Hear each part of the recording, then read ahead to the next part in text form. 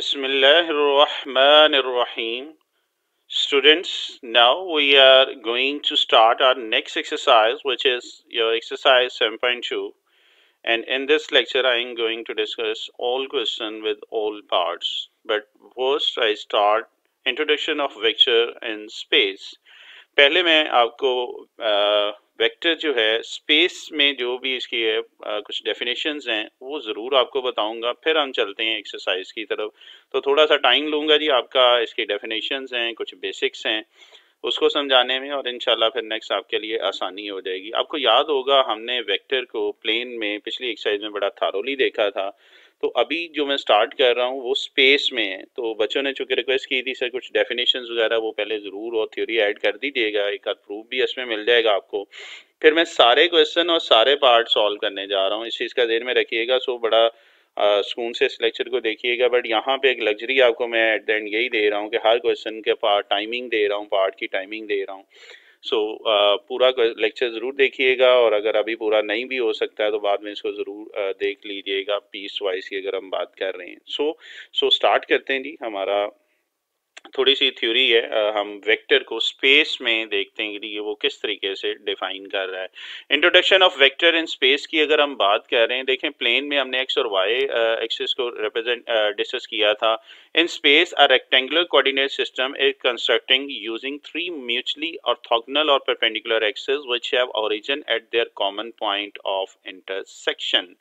देखें यहाँ पे तीन आपके पास क्या है, म्यूचुअली ऑर्थोगोनल एक्सिस या परपेंडिकुलर एक्सिस। परपेंडिकुलर का मतलब है कि इन तीनों के दरमियान 90 का एंगल होगा।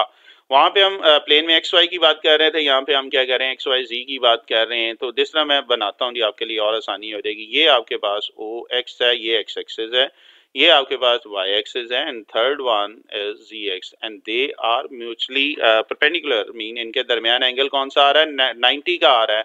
और इनका जो कॉमन ओरिजिन है वो बात कर रहा है, कॉमन पॉइंट है वो क्या है, o है। तो ये है जी, हम स्पेस में कोऑर्डिनेट सिस्टम को इस तरीके से कर रहे हैं।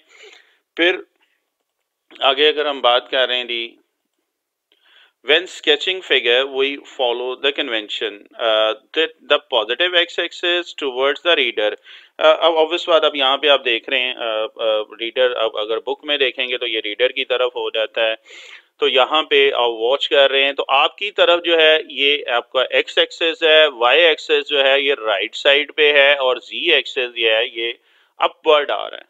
तो ये चीज़ का ख्याल रखिएगा। इसको याद रखने का तरीका है कि एक्स एक्सिस आपकी तरफ है, वाई एक्सिस राइट है, और जी एक्सिस जो है ये अपवर्ड है। ठीक है, तो फिर वही बात है, बेस से हम बात कर रहे हैं तो ये है क्या, कैसे है, हमने इसको याद कैसे करना है, मैं आपका वो कॉन्सेप्ट क्लियर करना चाह रहा हूँ। इसको एक और फॉर्म से भी आप याद रख सकते हैं, आपने फिजिक्स में पढ़ा हुआ है, याद है, यस, राइट हैंड रूल की बात कर रहे हैं तो फिजिक्स में ये भी पढ़ा हुआ है। तो आप राइट हैंड रूल से भी आप इसको ज़हन में रख सकते हैं। कैसे, these axes are also labeled in accordance with the right hand rule। how, ये आपके पास एक राइट हैंड मैंने बना दी है। अगर आप देखें तो यहाँ पे भी तीन चीजें, राइट हैंड में positioning in the direction positive x axis, जो फिंगर है ये पॉजिटिव एक्स एक्सिस की बात कर रहा है। कर्ल जो है ये अगर आप देखें तो ये वाई एक्सिस की तरफ जा रहा है, और जो थंब आपका इंडिकेट कर रहा है वो क्या कर रहा है, जी एक्सिस को कर रहा है। इसमें जो ब्रोकन लाइन है ये आपके पास नेगेटिव एक्सिस को रिप्रेजेंट कर रही है। तो आप बेटा राइट हैंड रूल से भी इसको ज़हन में रख सकते हैं अगर हम वेक्टर स्पेस की बात कर रहे हैं तो। Got it, okay. आज का लेक्चर आपका काफ़ी मज़े का होने जा रहा है, बिकॉज इसमें बेस आपकी बड़ी स्ट्रॉन्ग करने जा रहा हूँ। कोशिश कर रहा हूँ जो आपकी बुक से रिलेटेड चीज़ें हैं वो आपसे ज़रूर डिस्कस कर लूँ। आगे चलते हैं जी। अब point P has three coordinates. P point है, इसके तीन है, स्पेस में जो पॉइंट P है उसके तीन कोऑर्डिनेट वो बात कर रहा है। कौन कौन से हैं, मैं ड्रॉ कर देता हूँ आपके लिए आसानी होगी, और वो है A, B एंड C। इसको डिफाइन करता हूं। पहला एक अलोंग एक्स एक्सिस होगा, दूसरा वाई एक्सिस है, और थर्ड वन क्या होगा, अलोंग जी एक्सिस है। तो एक्सिस भी जरा बना लेते हैं डायग्राम, और आपको मजे की आ जाएगी समझ कि ये आपके पास एक्स एक्सिस है, ये आपके पास वाई एक्सिस है, and this one is your z axis. तो point P in space having three coordinates. Any problem? If the distance along x axis, अब वो कह रहा है कि एक्स एक्सिस से डिस्टेंस उसका क्या है, ए है, वाई एक्सिस से डिस्टेंस क्या है उसका b है और z एक्सिस से डिस्टेंस c है। चले मैं लाइन से भी आपको ड्रॉ करके दे देता हूँ। देखें ये x एक्सिस से a है, y एक्सिस से b है और ये c है। तो ये पॉइंट p को आप स्पेस में इस तरीके से प्रेजेंट करते हैं। कोई मसला जी?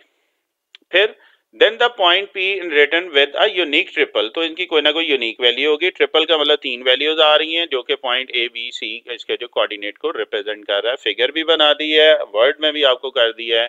Again x axis toward you, y axis right पे है, जी एक्सेस अपवर्ड है। होपफुली अभी आपको लिंक इसके मिलना शुरू हो जाएंगे। पिछली स्लाइड के अगली स्लाइड से लिंक आगे क्या वो कह रहे हैं। Got it ji? चलें आगे चलते हैं।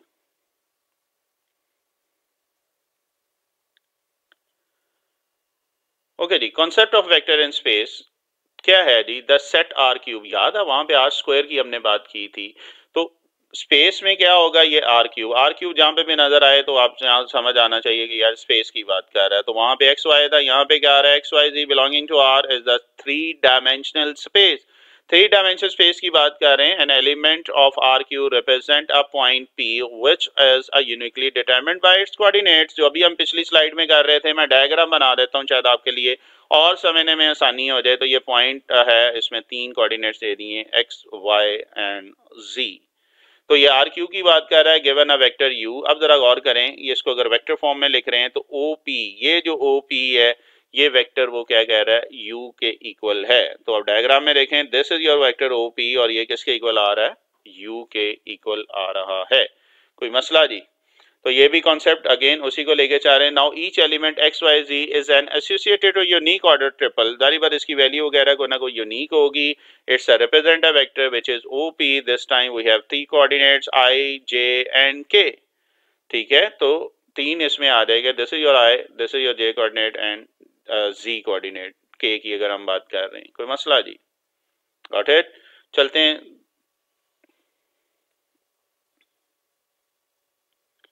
अगला कॉन्सेप्ट जो वो बता रहा है जी उसकी तरफ आते हैं और वो क्या है? वही define addition and scalar multiplication in R cube. याद है हमने सैम्पल 1 में एडिशन और scalar multiplication in R square में की थी। दिस टाइम यही कॉन्सेप्ट वो किस में करने जा रहा है? वो आर क्यूब में डिस्कस करने जा रहा है। सो चलते हैं जी आर क्यूब की तरफ। तो ये फर्स्ट आपके पास आ जाएगा एडिशन। एडिशन में क्या होगा? 2 वेक्टर ले लें। फॉर एग्जाम्पल एक वेक्टर u ले रहा हूँ having coordinate x y z and x dash y dash and z dash. You just have to add these 2 vectors.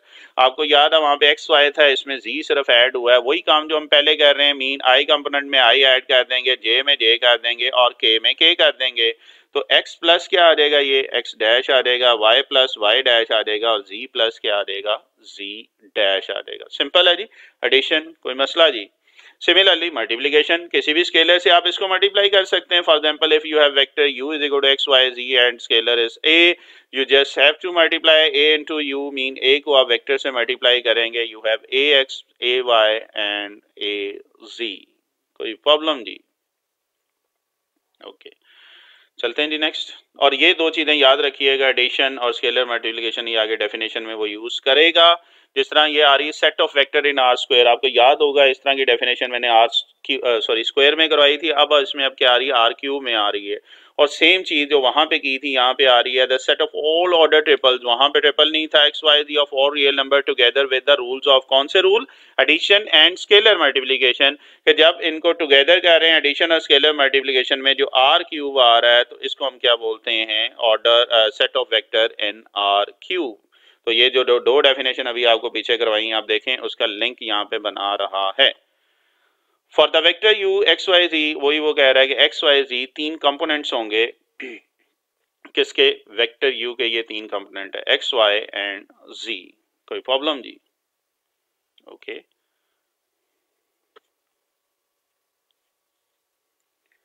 Next चलते हैं जी।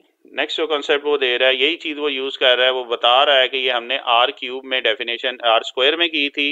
The definition of vector R cube state the vector addition and scalar multiplication to be carried out for the vector in space just as in plane. जिस तरह हमने plane में की थी वो कह रहा है इसी तरीके से हम किस में कर रहे हैं? इसमें स्पेस में भी यही चीज कर रहे हैं, तो आर स्क्वायर और आर क्यूब को रिलेट कर रहा है।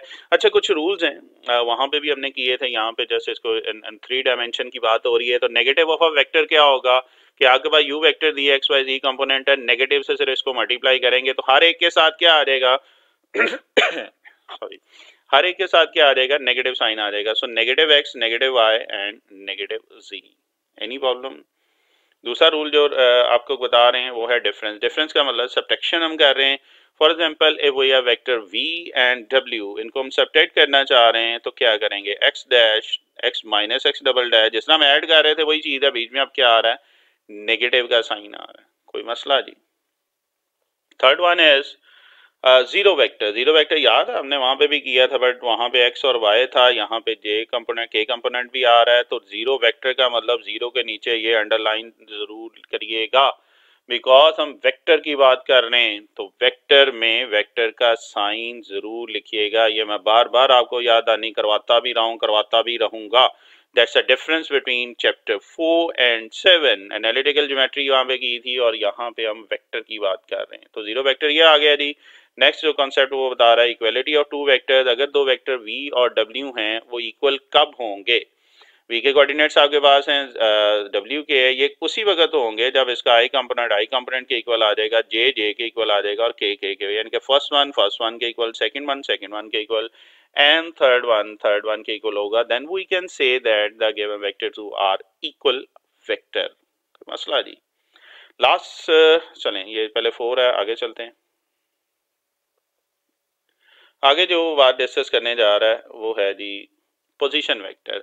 याद है हमने अगेन टू डायमेंशन में पोजीशन वेक्टर देखा था, तो position vector now this time in three dimension की बात कर रहा है। सेम चीज, वहां पे एक्स वाई था, यहाँ पे एक्स वाई जी है। For any point P in R cube a vector u x y z represented by line directing line segment O P whose initial point is at origin, such vector are called position vector in R cube। तो definition R cube में ये जरा ध्यान में रख लीजिएगा, diagram बना देता हूँ शायद आपको और याद आ जाए। तो ये OP है, this is your position vector, ये OP की वो बात कर रहा है, this time in three dimension in space की वो बात कर रहा है। कोई मसला जी?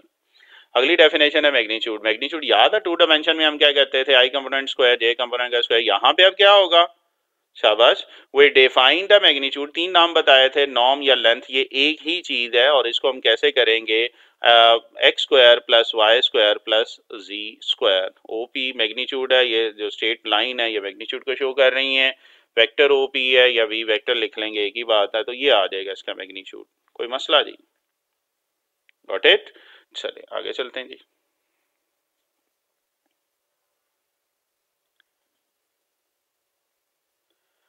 जी, प्रॉपर्टीज बड़ी इंपॉर्टेंट प्रॉपर्टीज हैं, ये शायद हम सैम्पल 1 में अभी नहीं डिस्कस हुई थी। सैम्पल 1 और 2 के लिए ये सेम आ रही हैं vector both in plane and in space. Plane हम पहले कर गए हैं, स्पेस की हम बात कर रहे हैं। They have the following properties. कैसे? अगर आपके पास तीन वेक्टर हैं, पहली प्रॉपर्टी वो यूज कर रहा है। अगेन जरा फर्स्ट ईयर को याद करें जी, फर्स्ट ईयर में हमने पहला चैप्टर किया था, सेकंड किया था, याद है, क्लोजर, एसोसिएटिव, आइडेंटिटी, इनवर्स, बड़ा थारोली हमने किया था।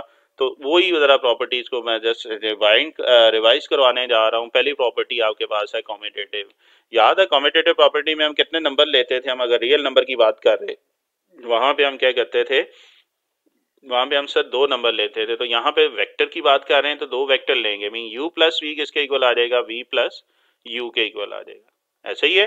तो उसमें सिर्फ करना क्या होता है, जब शफल करके देखते हैं कि दोनों साइड सेम आ रही हैं तो कॉम्यूटेटिव प्रॉपर्टी होल्ड कर रही है। ये हमने सेकंड चैप्टर में बड़ा तफसीली फर्स्ट ईयर में किया था, फर्स्ट चैप्टर में देखा था। अगर उसको जस्ट इंटरेस्ट डेवलप करना चाह रहे हैं तो वो वाला लेक्चर जरूर देख लीजिएगा, फर्स्ट चैप्टर वाला। जिन बच्चों ने ये नहीं किया हुआ वो भी फर्स्ट ईयर में जो फर्स्ट चैप्टर 1.1 से रिलेटेड ये प्रॉपर्टीज मैंने करवाई हैं वो लेक्चर जरूर देख लीजिएगा। दूसरी प्रॉपर्टी जो वो डिस्कस कर रहा है वो कौन सी होल्ड कर रही है, एसोसिएटिव। एसोसिएटिव में कितने नंबर लेते थे, किसी को याद है जी? शाबाश, 3 नंबर होते थे। तो यहाँ पे वेक्टर की बात हो रही है तो यहाँ पे हम 3 वेक्टर लेंगे, u v एंड w। और फर्क क्या होता था कि इसमें जैसे में 1 2 3 है तो पहले 2 के साथ ब्रैकेट है, राइट साइड में क्या है, 2 और थर्ड के साथ ब्रैकेट है। तो ये फर्क हमने किया था। और अगर ये दोनों इक्वल आ रही है दोनों साइड को सॉल्व करके तो हम कहेंगे कि एसोसिएटिव प्रॉपर्टी होल्ड कर रही है इनमें, वेक्टर में भी। कोई मसला जी? ये वो चीजें जो ऑब्जेक्टिव में आपसे पूछ सकता है, आपको इसका पता होना चाहिए। Inverse of a vector addition, inverse याद आ रहा है, 5 में क्या नंबर ऐड करेंगे आंसर 0 आ जाए, 5 में -5 ऐड करेंगे तो आंसर क्या आ रहा है, 0 आ रहा है। और वेक्टर u है या v है तो उसमें क्या करेंगे, एक वेक्टर -u ऐड कर रहे हैं तो आंसर 0 नहीं, यहाँ पे 0 वेक्टर आ रहा है। अगेन मैं बार बार फोकस करवा रहा हूँ बेटा, 0 वेक्टर आएगा। Any problem? अगली प्रॉपर्टी की तरफ चलते हैं और वो प्रॉपर्टी है डिस्ट्रीब्यूटिव प्रॉपर्टी। याद है डिस्ट्रीब्यूटिव प्रॉपर्टी क्या थी? ब्रैकेट के लेफ्ट साइड से किसी नंबर को मल्टीप्लाई करते थे या राइट साइड से? याद है, लेफ्ट राइट डिस्ट्रीब्यूटिव, बड़ी तफसीली मैंने डिस्ट्रीब्यूटिव प्रॉपर्टी बताई हुई है। यहाँ पे सिर्फ ये है कि ये लेफ्ट साइड से कर रहा है, एक कांस्टेंट इसको मल्टीप्लाई कर रहा है, ए वी है और ए क्या आ रहा है, डब्ल्यू से।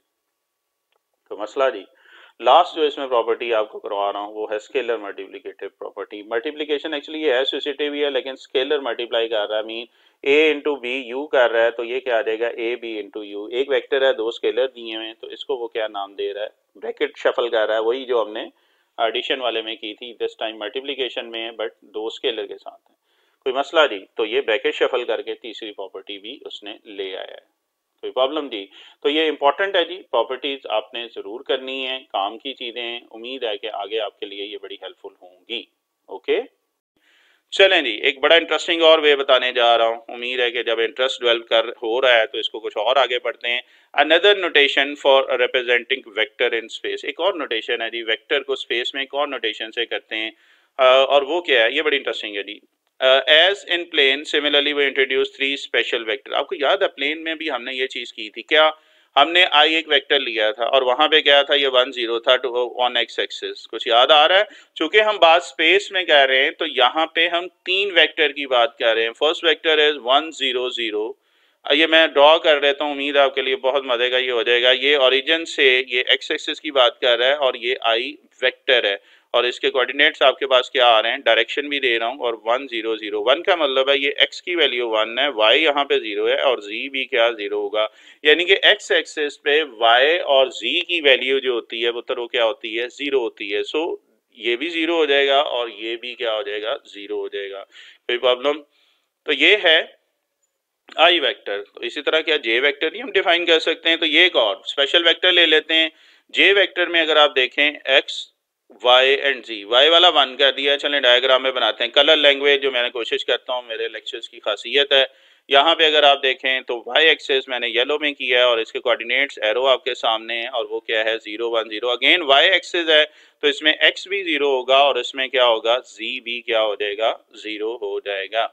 एंड लास्टली थर्ड जो स्पेशल वेक्टर हम करने जा रहे हैं वो कौन सा है जी, के, और वो क्या आ जाएगा, 0 0 1। अगेन एक्स और वाई की वैल्यू 0 आ जाती कोऑर्डिनेट और जो z है वो आपके पास 1 आ रहा है। तो ये नोटेशन जो है हम प्लेन में कर चुके हैं। आज मैंने आपको इसको स्पेस में रिवाइज कराया है। वेक्टर को बेटा इस तरीके से भी स्पेस में रिप्रेजेंट कर सकते हैं। अब याद होगा इसका मैग्नीट्यूड का फॉर्मूला पढ़ा था अभी कुछ स्लाइड पहले हमारी ये बात हुई थी, और वो क्या था, आई कंपोनेंट का स्क्वायर, जे कंपोनेंट का स्क्वायर एंड के का कंपोनेंट का स्क्वायर। फॉर एग्जांपल I1 0 0 की बात कर रहे हैं तो ये क्या आ जाएगा, 1 का स्क्वायर, 0 का स्क्वायर प्लस 0 का स्क्वायर, तो ये 1 आ जाएगा। √1 किसके इक्वल होता है, ये सिंपल 1 आ जाएगा। इसी तरह मैग्नीट्यूड जे क्या होगा, शाबाश बताएं जल्दी, विद इन सेकेंड।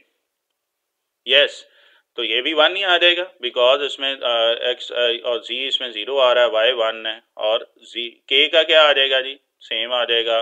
तो ये आपके पास एक मैग्नीट्यूड की फॉर्म भी आपके सामने आ रही है for these three special vectors की वो बात कर रहा है। एनी प्रॉब्लम जी? ठीक है जी, आगे चलते हैं। सो i j k are called the unit vectors along x axis, y axis and z axis respectively. तो इसको वो क्या कह रहा है, यूनिट वेक्टर, क्योंकि 1 0 0 0 1 0 0 0 1 है तो इसको वो यूनिट वेक्टर कह रहा है। Using this definition of addition and scalar multiplication, again वही दो प्रॉपर्टीज जो हमने वेक्टर इन आर क्यूब में की थी, एडिशन एंड स्केलर मल्टीप्लिकेशन। कहता अगर वो डेफिनेशन हम यहाँ पे यूज कर रहे हैं तो this x y z can be written in this form, this is your vector.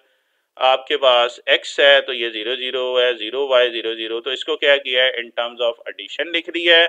और इसको सिंप्लीफाई करें तो x इसमें से बाहर आ गया, y है और z है। और इसको अगर हम लिखना चाहें तो ये x है, y j एंड z के, तो ये क्या आ जाएगा। आप वेक्टर को स्क्वायर ब्रैकेट में भी लिख सकते हैं और आप इसको ऐसे भी लिखते हैं, ये स्क्वायर ब्रैकेट कर लीजिएगा। आई थिंक सो थोड़ा सा ये ब्रैकेट डालते हुए मसला हुआ, चले मैं इसको कर देता हूँ ताकि प्रॉब्लम ना हो। बेटा लैंग्वेज का आपने ख्याल रखना है, किसी भी सूरत आपने कंप्रोमाइज नहीं करना। जिस तरह अगर आपको याद हो, स्पेशली जिस तरह डोमेन रेंज की बात कर रहे हैं, तो अगर आप ब्रैकेट चेंज कर रहे हैं तो पूरा का पूरा बेटा वो चीज़ आपको वो क्या कर देता है, चेंज कर देता है। सो लैंग्वेज को वायलेट मत होने देना। एक्चुअली ये शुरू का जो मैं आधा पौना घंटा आपको दे रहा हूँ, ये सिर्फ आपको लैंग्वेज सिखा रहा हूँ कि वेक्टर को जब हम आर क्यूब में कर रहे हैं तो सर उसकी लैंग्वेज क्या है। तो बात वही है, अगर लैंग्वेज समझ आ जाती है तो आगे हमारे लिए क्वेश्चन मुश्किल नहीं है। तो अब देखिए ये स्क्वायर ब्रैकेट नहीं थी तो मैंने वो ब्रैकेट करेक्ट की है, लगाते हुए कंपोजिंग में हो जाता है। इसके अलावा भी बेटा अगर कोई छोटी मोटी मिस्टेक हो तो आप ज़रूर पॉइंट आउट कर दिया करें, बिकॉज बेटा ये जल्दी जल्दी लेक्चर बन रहे हैं और मिस्टेक हो जाती है, उसमें कोई ऐसा मसला नहीं है। सो करेक्शन कर लेना ज़्यादा बेहतर है। और मुझे आप बड़ा इजीली, आप कोई हो, आपको डिफरेंट सजेशन हो, डिफरेंट मेथड हो, आप ज़रूर मुझे शेयर करें। और मैं, जो मेरे स्टूडेंट हैं वो मुझे बहुत अच्छे तरीके से जानते हैं, मैं बड़ा खुश होता हूँ, मैंने स्टूडेंट से ही बड़ा कुछ सीखा है। सो अगर कोई चीज़ हो जो मेरे नॉलेज में इजाफा कर रही हो तो आप ज़रूर वो मेरे गाइड ज़रूर किया करें, ताकि जब मैं नेक्स्ट इसको ऐड करूं और अगले स्टूडेंट का फ़ायदा हो जाए। तो ये भी एक सदका जारी है जी, चल रहा है, सब देखते जा रहे हैं। अच्छा जी, तो ये है अनदर नोटेशन की बात आ रही थी, जब हम तीन स्पेशल वेक्टर की बात कर रहे हैं तो हमने ये चीज़ कर ली है। ओके जी, चलें आगे चलते हैं।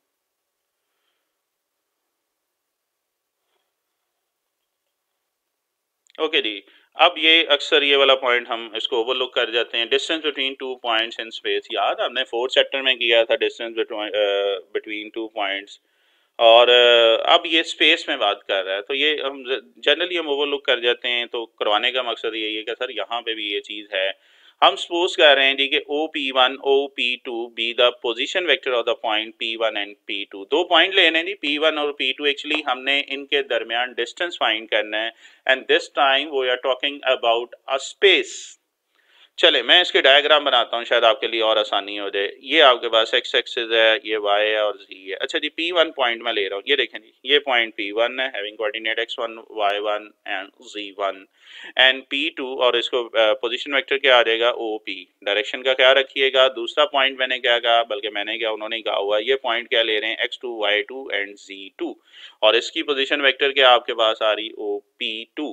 we have to find the distance between this P1 and P2। Normally अगर आपको याद हो, ये वही चीज़ है, कोई नई चीज़ नहीं हम करने जा रहे हैं, लेकिन चूंकि हम स्पेस में बात कर रहे हैं तो मेरी कोशिश है इसको थारोली यहाँ पे भी मैं आपसे डिस्कस कर सकूं। The vector P1 P2 is given by, ये वेक्टर कैसे हम गिवन कर रहे हैं जी, P2 में से हम क्या कर रहे हैं, P1 को माइनस कर रहे हैं। ठीक है, बाय डेफिनेशन सेकंड में से फर्स्ट को माइनस कर दिया, OP2 माइनस OP1। OP2 आपके पास क्या है, एक्चुअली वही बात है, ये P1 P2 हमने क्या करना है, फाइंड करना है, येलो वन जो है। तो सर ये क्या हो जाएगा, x2 minus x1, arm subtraction हो रही है, फर्स्ट में से फर्स्ट है, j में से j कंपोनेंट, k में से k है, तो x2 minus x1, y2 minus y1 and z2 minus z1। Got it. तो अब एक्चुअली करना क्या चाह रहे हैं, हम इसका मैग्नीट्यूड लेना चाह रहे हैं। हाउ इज इट पॉसिबल, बता सकता है, ये आपके पास एक वेक्टर दिया हुआ है, आपने इसका मैग्नीट्यूड निकालना है। और बड़ा सिंपल सा जी, आई कंपोनेंट का square, j component and k का x square plus Y square plus z square. Simple हो गया है कि नहीं। अब ये आप इससे पहले ये वाली चीज़ तो करते रहे हैं, वो डिस्टेंस फार्मूला आपने जब फोर्थ चैप्टर एनालिटिकल ज्योमेट्री में भी किया था, तो वो x2 माइनस x1 का whole square, y2 minus y1 का होल स्क्वायर है। तो ये क्या आ रहा है, z2, इसमें एडिशन क्या आ गई है कि z2 माइनस z1 का होल स्क्वायर भी हमने ऐड करके अंडर रूट ले लिया है। This is called distance formula between two points P1 and P2 in R cube. है ना मजे की चीज। कोई भी शायद आपको डिफरेंट चीज वो स्वाई जी कंपोनेंट के नहीं नजर आ रही होगी, बट आप कॉन्सेप्ट उम्मीद है कि आपको स्पेस में भी ये क्लियर हो रहा होगा, डिस्टेंस बिटवीन टू पॉइंट का। ओके जी,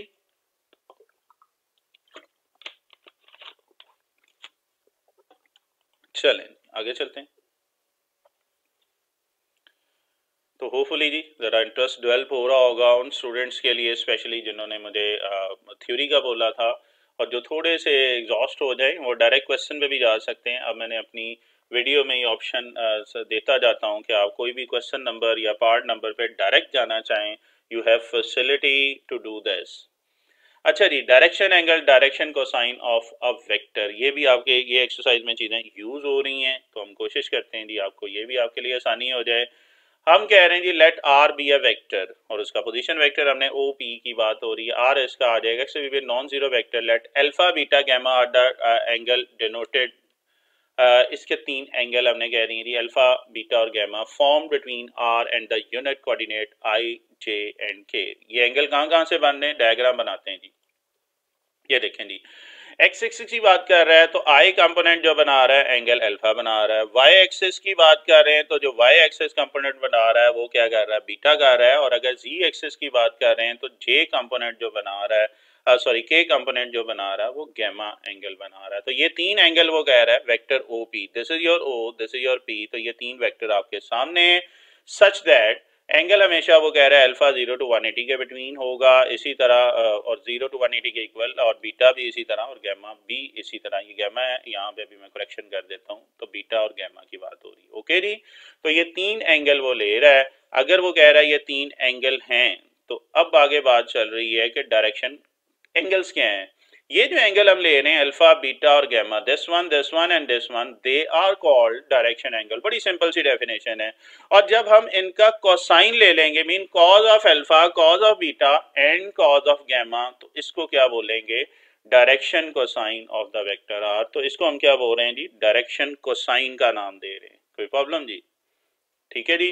तो ये दो डेफिनेशन इंपॉर्टेंट है, ये हमारी यूज भी होंगी और ये पेपर में भी आ सकती हैं। ये एक थोड़ी सी करेक्शन है जी, अल्फा बीटा है और यहाँ पे आ रहा है गैमा, तो वो भी मैं गैमा कर देता हूँ। तो ये डेफिनेशन अगेन स्पेशली 9 बोर्ड जो पंजाब के हैं, लाहौर बोर्ड, फैसलाबाद बोर्ड, डेरा गाजी खान, मुल्तान बोर्ड, ये सारे आपके 9 बोर्ड में डेफिनेशन आ रही। इवन अब तो आपके फेडरल बोर्ड में भी कभी कभार वो इसका टच दे देता है। तो इसलिए ऑब्वियस बात एक बेस के लिए भी और एक डेफिनेशन भी इसकी जेन में रखिएगा। सो एक छोटी सी करेक्शन थी वो मैंने कर दी है। अल्फा बीटा गैमा की वो बात कर रहा था, तो बात रिपीट थोड़ी सी कर लेते हैं। अल्फा बीटा जो है डायरेक्शन एंगल है और इनके जब कॉज ले रहे हैं तो वो क्या आता है, डायरेक्शन कोसाइन है। अब बच्चों की तरफ से रिक्वेस्ट थी सर इसका प्रूव है एक छोटा सा, वो भी करवा दीजिएगा। तो इस लेक्चर में मैंने वो भी ऐड कर दिया ताकि आपके लिए आसानी हो, बाद में आप ये ना कहेंगे जी रिक्वेस्ट कर रहे हैं वो पूरी नहीं हो रही। हाँ बच्चे आ सकता है, मना तो कोई नहीं ना, आ तो सकता है प्रूव।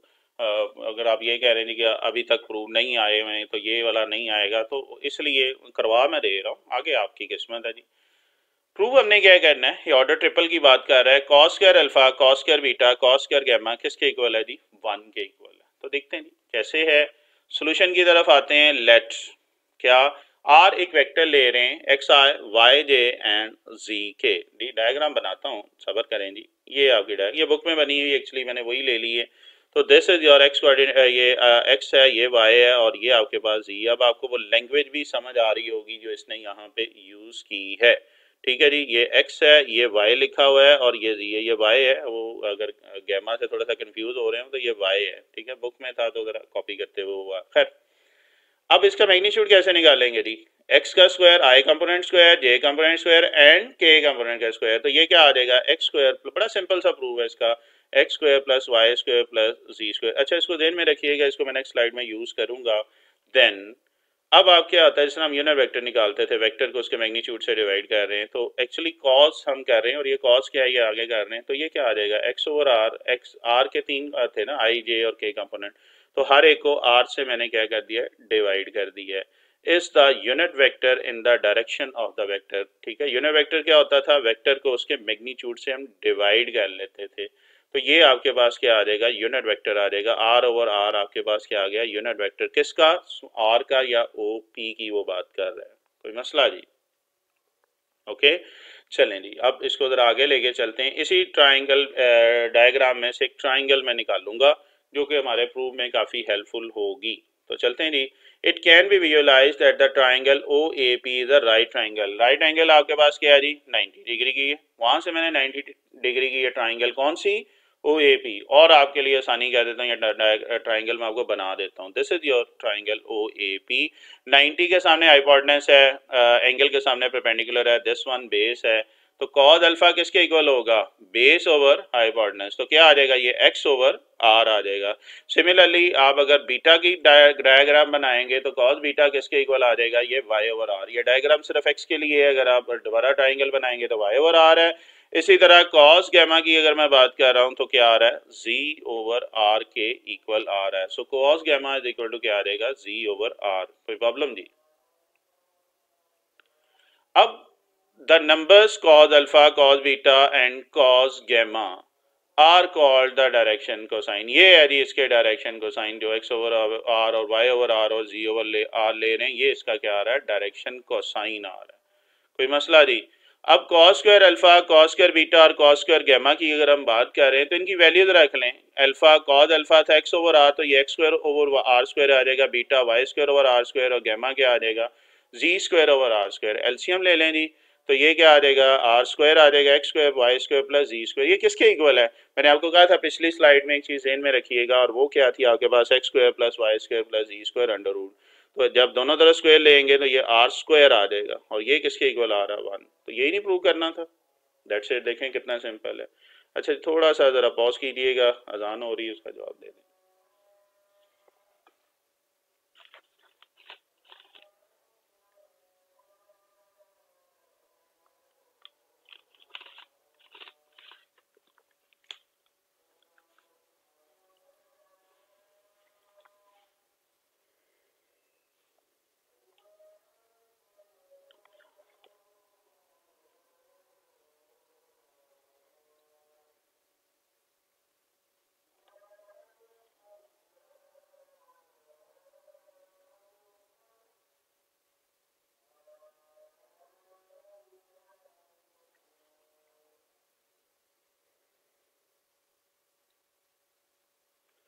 जी शुक्रिया।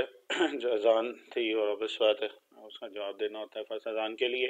खैर जी, ये था आपके पास सिंपल सा प्रूव है, राइट एंगल ट्राइंगल की हेल्प से, कॉस से हमने इसको प्रूव कर दी है। सो मेरा ख्याल काफ़ी थ्योरी होगी थी, उम्मीद है कि उन बच्चों की सेटिस्फेक्शन होगी। मैंने सैम वन में अलग लेक्चर कर दिया था, इसमें मैं ज़रा इकट्ठा कर रहा हूँ, क्योंकि वही बात है कि आपको टाइम ड्यूरेशन दे रहा हूँ हर एक की, तो टाइम सेक्शन बने हुए हैं, तो अगर कोई थ्योरी डायरेक्टली नहीं क्वेश्चन पे भी जाना चाह रहे हैं तो आप बड़ी इजीली इसमें जा सकेंगे। अब उस थ्योरी का इंशाल्लाह आप देखें, थेरेटिकल जो काम किया अब कितना फ़ायदा होने जा रहा है। मीन पहला क्वेश्चन हम स्टार्ट कर रहे हैं, ए बी सी, 3 पॉइंट्स नहीं है, you have to find A B vector. आपने क्या फाइंड करना है, आपने ए बी वेक्टर फाइंड करना है। तो पॉइंट सबसे पहले दिए हुए, हम वेक्टर की बात कर रहे हैं। अगेन 7.1 आपके यहाँ बार बार उसका वाला दे रहे हैं, क्योंकि ये सारी चीजें हमने वहां पे की हुई हैं। एक्चुअली आप यही समझें कि कुछ क्वेश्चन उसकी रिपीटेशन है, but this time in space की वो बात कर रहा है। खैर ए तो आपके पास 2 डायमेंशन। अच्छा पॉइंट दिया हुआ है 2 एंड 5, ओ ए वेक्टर क्या आ जाएगा आपके पास, 2i प्लस 5j। क्या होता है, ये वेक्टर है। स्मॉल ब्रैकेट में जिन बच्चों ने नहीं देखा हुआ, जो फर्स्ट टाइम ये देख रहे हैं, ये स्मॉल ब्रैकेट में पॉइंट होता है, और वेक्टर हम जो लिखते हैं आई और जे कंपोनेंट साथ लिखते हैं। मैं फर्स्ट वन के साथ आई लिख देंगे, सेकंड के साथ जे लिख देंगे, या इसको स्क्वायर ब्रैकेट में भी मैंने बताया हुआ लिखते हैं। तो पहले हम क्या कर रहे हैं, इन पॉइंट्स को कन्वर्ट कर रहे हैं किसमें, वेक्टर में। तो बी पॉइंट किसके इक्वल होगा, शाबाश बताइएगा। ये होगा बच्चे माइनस आई प्लस जे के इक्वल। कोई मसला नहीं। लेकिन हमने फाइंड क्या करना है, ए बी, और ए बी वेक्टर किसके इक्वल होगा, याद है सेकंड में से हम फर्स्ट को माइनस करते थे। मीन ओ बी माइनस क्या आ जाएगा, ओ ए। सेकेंड वाला पहले लें, फर्स्ट वन बाद में लें, तो ओ बी माइनस ओ ए करेंगे, और वैल्यू रिप्लेस कर दें। ओ बी आपके पास बेटा जो ये आ रहा है, ओ ए आपके पास ये आ रहा है, नेगेटिव को इसमें मल्टीप्लाई करेंगे तो क्या आ जाएगा, ये माइनस आई प्लस जे माइनस 2i माइनस 5j, और इसको सिंप्लीफाई कर देते हैं तो minus 3i and minus 4j। बहुत बहुत सिंपल क्वेश्चन है। होपफुली अब आप इसको समझ भी रहे होंगे और मज़ा भी आएगा। हम आगे जैसे जैसे इंटरेस्ट डेवलप होता जाएगा इंशाल्लाह ये एक्सरसाइज आपके लिए बड़ी इजी होगी। कोई मसला जी? ओके चलिए आगे चलते हैं जी।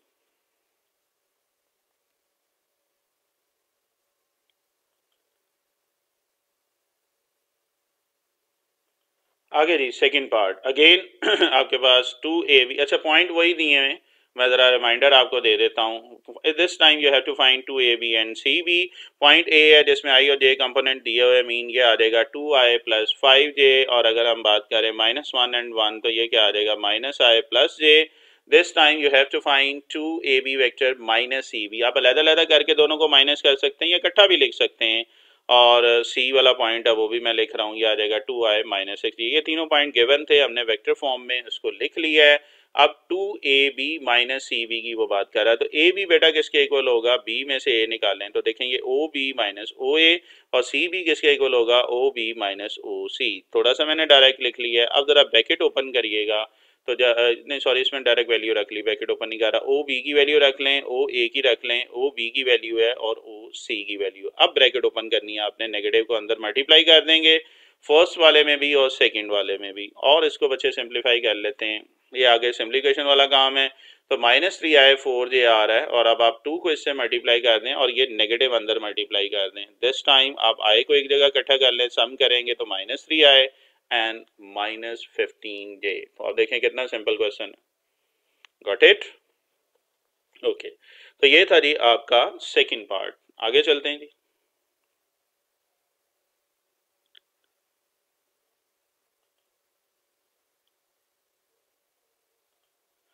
थर्ड पार्ट की तरफ चलते हैं। थर्ड पार्ट में आपके पास फिर 3 पॉइंट्स हैं। अगर तो ऑब्वियस बात, आप एक दफ़ा लिख चुके हैं तो बार बार लिखने की ज़रूरत नहीं है, चूँकि मैं सेपरेट कह रहा हूँ। और पेपर में अगर सेपरेट आता है, एक पॉइंट पार्ट आता है, तो आपको तीनों पॉइंट लिखने होंगे, तीनों वेक्टर लिखने होंगे। ये दस याद आने के लिए दोबारा लिख रहा हूँ।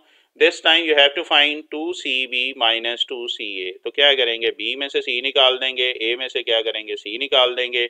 अब यहाँ पे मैं पहले सॉल्व कर रहा हूँ, पिछले में मैंने डायरेक्ट पुट कर दिया था। आप इस तरह भी कर सकते हैं कि पहले आप इस ब्रैकेट को सॉल्व करके जब आंसर आ जाए, या लाइक इसमें ओ सी जा रहा है, तो फिर वैल्यू रख लें, ज़रा और इजी हो जाएगा। तो थोड़ा सा थर्ड मैंने ऑल्टरनेट ज़रा वे में कर दिया है।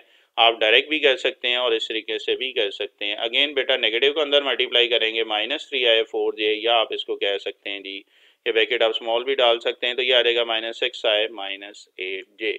तो ये थे जी बड़े सिंपल से 3 पार्ट थे फर्स्ट क्वेश्चन के। तो हमने स्टार्ट कर ली थी एक्सरसाइज, उम्मीद है कि ये अब आपके लिए इजी होती जाएगी।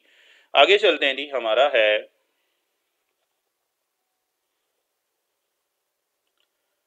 क्वेश्चन नंबर 2 पार्ट 1 की। अगर हम बात करें, यहाँ पे बहुत सिंपल है। u वेक्टर दिया हुआ है, v वेक्टर दिया हुआ है, w वेक्टर दिया है। You have to find indicated vector और नंबर। कौन सा? आपने u plus 2v plus w find करना है। सर वही चीज, एडिशन एंड स्केलर मल्टीप्लिकेशन की बात आ रही है। मीन u आपने लिखना है, v के साथ आपने 2 से मल्टीप्लाई कर देना और w लिख देना। मैं लिख के बता रहा हूँ, आपके लिए आसानी हो जाएगी। तो अब आप देखें, पहले मैंने u लिखा है, 2 इंटू करके v लिख दिया है और w लिख दिया है। तो सिंपल रूटीन की मल्टीप्लिकेशन करें 2 के साथ और ब्रैकेट ओपन कर लें। तो अगर आप देखें तो सिंपल बेटा इसको क्या किया है, 2 को मल्टीप्लाई कर रहा हूँ और सबकी ब्रैकेट्स ओपन कर दी हैं। और जैसे ही मल्टीप्लाई करके ब्रैकेट्स ओपन की हैं, i वाले एक जगह सम कर लें, j वाले एक जगह कर लें और k वाले एक जगह कर लें। बस खत्म हो गया जी क्वेश्चन। है ना इंटरेस्टिंग? ऑब्जेक्टिव रिलेटेड, या आप कह सकते हैं कि शॉर्ट क्वेश्चन में ये इस टाइप के क्वेश्चन आ जाते हैं। एक्चुअली ये वो आपके स्टेप्स बना रहा है, ये बिल्ड कर रहा है आपके आगे जो क्वेश्चन थोड़े से इससे हैवी आएंगे और उसके लिए। तो बड़ा अच्छा मज़े की एक्सरसाइज है कि बेस से वो लेके चल रहा है और ऐसा ऐसा आपके हैवी क्वेश्चन आते जाएंगे। तो मुश्किल तो नहीं बात है जी। ओके, चलें, वेल डन। आगे चलते हैं। चूंकि बात बेटा ऑल पार्ट्स की हो रही है, सो मैं कोशिश कर रहा हूँ कि सारे पार्ट इसके देखें। तो सेकंड पार्ट की तरफ जा रहे हैं, और सेकंड पार्ट में अगेन वी यू डब्ल्यू दिया हुआ है। फाइंड क्या करना है दिस टाइम, v और -3w की वो बात कर रहा है। डायरेक्टली भी कर सकते हैं और अलग-अलग भी कर सकते हैं। बस हम v लिखा है और w को मैंने 3 से मल्टीप्लाई किया है, तो 3 5 आर 15 प्लस 3j, -3 को अंदर मल्टीप्लाई कर लें, i वाले एक जगह इकट्ठा कर लें, j वाले एक जगह कर लें और k वाले क्या करेंगे, एक जगह इकट्ठा कर लेंगे। कोई प्रॉब्लम जी? ठीक है, अब आपको जरा इजी लग रहा होगा ये क्वेश्चन, है ना? चलें, शुक्र ये है कि आपको बेटा समझ आती जाए, मेनली जो मेरा मकसद है आपको करवाने का। थर्ड पार्ट देख रहे हैं, और थर्ड पार्ट में अगर हम बात करें 3v plus W, this time vector भी करना है और उसका मैग्नीट्यूड भी करना है। ये स्ट्रेट लाइन क्या है, नॉर्म, मैग्नीट्यूड, लेंथ, ये सारी चीज बता रहा हूँ। तो बेटा आप क्या करें, v को 3 से मल्टीप्लाई कर दें और w लिख लिया, यानी कि आप अलहदा से सॉल्व करके मैग्नीट्यूड का साइन भी लिख सकते हैं, कि मैंने मैग्नीट्यूड के साइन के अंदर ही ये चीज लिख दी है। तो ये आ जाएगा 9i minus 6j plus 6k। इसी तरह दिस i वाले एक जगह इकट्ठा कर लें, j वाले एक जगह कर लें और k वाले एक जगह कर लें। और आपने बेटा मैग्नीट्यूड फाइंड करनी है। क्या फॉर्मूला था आपका मैग्नीट्यूड का? क्या था? X square plus Y square plus z square. तो एक्स आपके पास क्या आ रहा है जी 14 का स्क्वायर प्लस 7 का स्क्वायर एंड 9 का स्क्वायर। तो बेटा ये आ जाएगा 196, 49 एंड 81 और इसको सिंप्लीफाई करेंगे तो 326 इसकी लेंथ नॉर्म या मैग्नीट्यूड आ रही है। कोई मसला जी? कैलकुलेटर को ज़रा चेक कर लीजिएगा, बड़ी स्पीड में ये क्वेश्चन किए हैं, होपफुली ठीक होंगे। कोई मिस्टेक हो तो आप ज़रूर गाइड कर दीजिएगा सोल्यूशन में। आगे चलते हैं जी। तो ये 3 पार्ट थे जी सेकंड क्वेश्चन के, जो हमने थारोली डिस्कस कर लिए हैं। आगे चलते हैं आपका क्वेश्चन नंबर 3, और ये आपको कुछ अब लैंग्वेज समझ आ रही होगी अगर आपने मेरा पिछला पूरा लेक्चर ये देखा हो। Find the magnitude of the vector V. Magnitude अभी हमने निकालनी है, और दूसरी चीज कह रहा है डायरेक्शन को साइन। दूसरी चीज क्या है? डायरेक्शन को साइन। तो सबसे पहले हम क्या करते हैं, ये वेक्टर दिया हुआ है, इसकी मैग्नीट्यूड निकालते हैं। कैसे निकालेंगे? सोल्यूशन लिखेंगे और सेंस करके फॉर्मूला लिखेंगे। फॉर्मूला आपके पास क्या होता है? X square plus Y square plus z square. तो बेटा ये क्या आ जाएगा? आई का आ जाएगा 2 का स्क्वायर, 3 का स्क्वायर एंड 4 का स्क्वायर। सिंप्लीफाई कर लें जरा इसको। क्या आ रहा है? 4 प्लस 9 प्लस 16। तो ये आपके पास क्या आ रहा है? 29। अच्छा, यहाँ पे मैग्नीट्यूड तो हो गया। दूसरा डायरेक्शन को साइन, अगर आपको याद हो, जब हमने प्रूव किया, एक्चुअली ये यूनिट वेक्टर ही निकाल रहा था। कॉज अल्फा जब हम निकाल रहे हैं बेस ओवर, तो ये हाइपोटेनस, ये वही चीज आ रही है। सो मैं यहाँ पे अच्छा यूनिट वेक्टर निकाल रहा हूँ। कुछ टीचर जो यूनिट वेक्टर नहीं निकालते वो डायरेक्ट कर देते हैं, वो भी ठीक है, लेकिन ये एक्स्ट्रा कर रहे हैं। अगर ये लिख लें तो मेरे नहीं ख्याल इसमें कोई बुराई होगी। और यूनिट वेक्टर क्या होता है? वेक्टर को उसके मैग्नीट्यूड से डिवाइड करते हैं। वेक्टर ये गिवन है, मैग्नीट्यूड ये है, तो मैंने क्या किया, इसका यूनिट वेक्टर लिख लिया है। कोई प्रॉब्लम दी? और चले इसको सिंप्लीफाई कर लें। आई वाला मैंने लैदा कर दिया है, जे वाला कंपोनेंट लैदा कर दिया, और के कंपोनेंट क्या कर दिया? लैदा कर दिया है। ये जो 1 2 3 स्टेप है, ये अक्सर की बुक वाले नहीं लिख रहे हैं, और ये जरूरी भी नहीं है, बल्कि नाम भी लिखने को मसला नहीं है। लेकिन अब इससे मैं एक आगे कॉन्सेप्ट बना के दे रहा हूँ।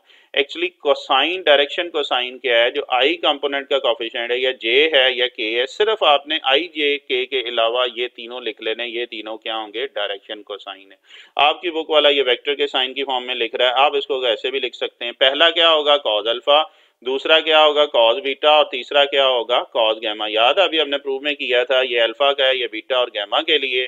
तो ये ज्यादा बेटर है। आपकी बुक वाला ये वेक्टर की फॉर्म में भी लिख रहा है, तो आपको ये भी पता होना चाहिए, ताकि अगर ऑब्जेक्टिव में ये क्वेश्चन आ जाए तो आपको ये लैंग्वेज पता होना चाहिए, ये चीज या ये चीज आपकी एक ही फॉर्म की वो कन्वर्ट कर रहा है। कोई मसला नहीं। तो ये है जी आपका थर्ड का फर्स्ट पार्ट। एक्चुअली ये थर्ड में भी करेंगे हम question number I think so 7 में भी है और 11 में भी है। सो जैसे जैसे आते जाएंगे इंशाल्लाह आपको याद भी आता जाएगा ये क्या चीज है। चलते हैं जी इसके सेकंड पार्ट की तरफ। This time you have to find the magnitude of my I minus J minus K. तो सबसे पहले मैग्नीट्यूड करते हैं। क्या करेंगे? सेंस करके फॉर्मूला जरूर मेंशन किया करें। That's the difference between you and other.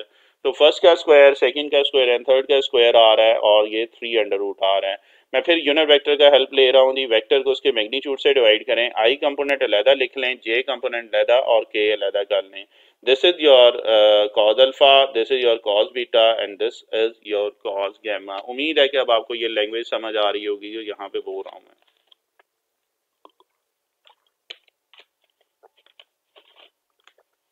कोई प्रॉब्लम जी? आगे चलते हैं जी।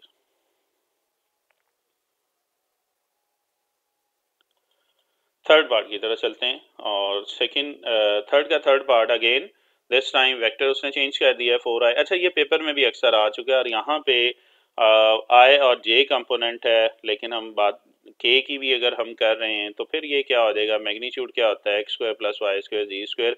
एक्चुअली जी इसमें जीरो है, लेकिन कोशिश करें जी भी मेंशन कर दें। अगर आर क्यू की हम बात कर रहे हैं तो फिर ये इसमें जी भी मेंशन करने में कोई हर्ज नहीं, क्योंकि डायरेक्शन को साइन है तो इसमें अल्फा बीटा और गैमा 3 एंगल आ रहे हैं। यूनिट वेक्टर क्या होता है? वेक्टर को उसके मैग्नीट्यूड से डिवाइड कर लें, तो फिर क्या आ जाएगा आपके पास? ये आ जाएगा 4/41 under root minus 5 and 0 this. यहाँ इसके डायरेक्शन को साइन क्या आ जाएंगे? अब ये बुक वाला जीरो वाला नहीं लिख रहा, कई बुक वाले भी नहीं लिख रहे हैं, लेकिन अगर लिख लें मेरे ख्याल में लिखना जरूरी है, क्योंकि जब तीनों एंगल की बात कर रहे हैं तो तीनों हम उसको मेंशन कर दें कि ये 3 आ रहे हैं, डायरेक्शन एंगल की बात कर रहे हैं, ठीक है। अदरवाइज जिस तरह वो लिखा हुआ है वो भी आप देख सकते हैं जो बुक वाला या की बुक वाले कर रहे हैं। खैर, तो ये थे जी इसके 3 पार्ट। होपफुली आपके लिए ये हेल्पफुल होंगे। अब चलते हैं जी आगे आपके क्वेश्चन नंबर 4 की तरफ। और क्वेश्चन नंबर 4 काफ़ी मज़े का है, और मज़े का इस सेंस में अभी आपको नज़र आ जाएगा।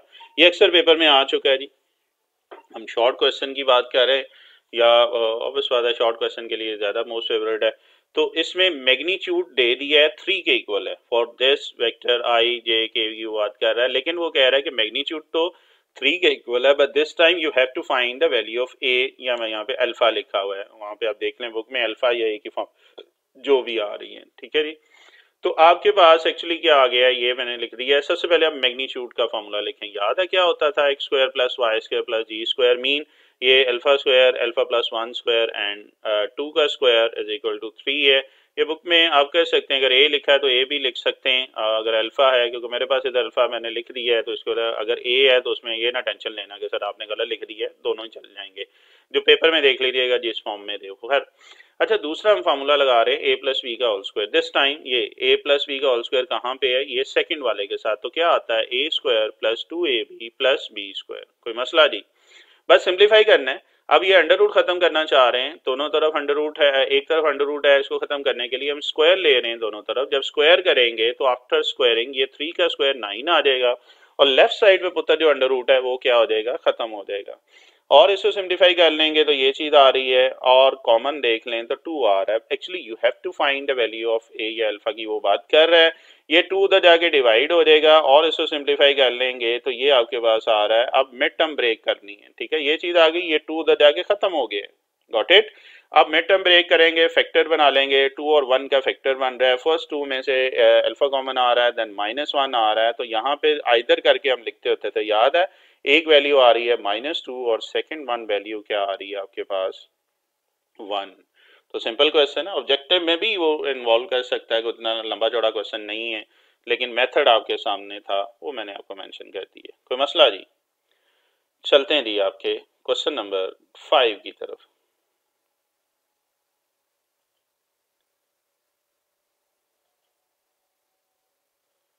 क्वेश्चन नंबर 5 देख रहे हैं, find a unit vector in the direction of this. याद है यूनिट वेक्टर कैसे फाइंड करते थे, अब तो मेरे ख्याल फिंगर टिप्स में होना चाहिए। सबसे पहले आपके पास वेक्टर दिया हुआ है, इसकी मैग्नीट्यूड निकालने, और मैग्नीट्यूड क्या होता है, x square plus Y square plus z square, तो इनके कंपोनेंट का स्क्वायर लिख लिया है। आपके पास 1 प्लस, थोड़ा सा मैं स्पीड में करता जाऊंगा, होपफुली आपके लिए आसान होगा, तो मैग्नीट्यूड ऑफ वी क्या आ जाएगा, √6 आ जाएगा। और यूनिट वेक्टर कैसे निकालते हैं, वेक्टर को उसकी मैग्नीट्यूड से, ये v के ऊपर छोटा सा हेड डालना है, वेक्टर को उसकी मैग्नीट्यूड से डिवाइड कर लेना है। वेक्टर आपके पास i plus 2j minus k था, और मैग्नीट्यूड क्या है आपके पास √6। बड़ा सिंपल सा काम है, ठीक है। तो ये था आपका जी question number 5 which is your required unit vector. i j component जरा अलग करके लिख लेंगे तो एक अच्छी प्रेजेंटेशन में आ जाएगा। अब चलते हैं जी, मोस्ट इंपॉर्टेंट आपके टॉपिक शुरू हो रहा है, क्वेश्चन नंबर 6, 7 या 10 की मैं बात कर रहा हूँ, और मैं कोशिश करूंगा इसको थारोली करवाने की, तो आप लोग जरा अटेंटिव होकर बैठ जाएं जी, क्योंकि अब मजे के क्वेश्चन स्टार्ट होने वाले हैं, मेरे फेवरेट हैं जी। फॉर एग्जाम्पल 6 क्वेश्चन देख रहे हैं, आपके पास ए वेक्टर दिया हुआ है, वेक्टर बी दिया हुआ है, वेक्टर सी दिया हुआ है, and you have to find a unit vector parallel to this. Mean statement को समझिएगा, बिकॉज अगर स्टेटमेंट को समझ लेंगे तो आगे आपके लिए बहुत बहुत आसानी होने जा रही है। कैसे, ये ए बी सी 3 वेक्टर हैं, लेकिन इन तीनों को मिला के एक वेक्टर वो बना रहा है, ठीक है। पहले मैं सिर्फ इसकी बात कर रहा हूँ, मैं आपको स्टेप वाइज इसको करवाता जा रहा हूँ, पीसेस वाइज करते जा रहे हैं ताकि ये आपको समझ आए। मैं फिर कह रहा हूँ, बहुत इंपॉर्टेंट क्वेश्चन है, बड़े गौर से देखिएगा। मैं इसका एक नाम रख लेता हूँ इस पूरे का, इसको मैंने v का नाम रख लिया। v किसके इक्वल है, 3a minus 2b plus 4c।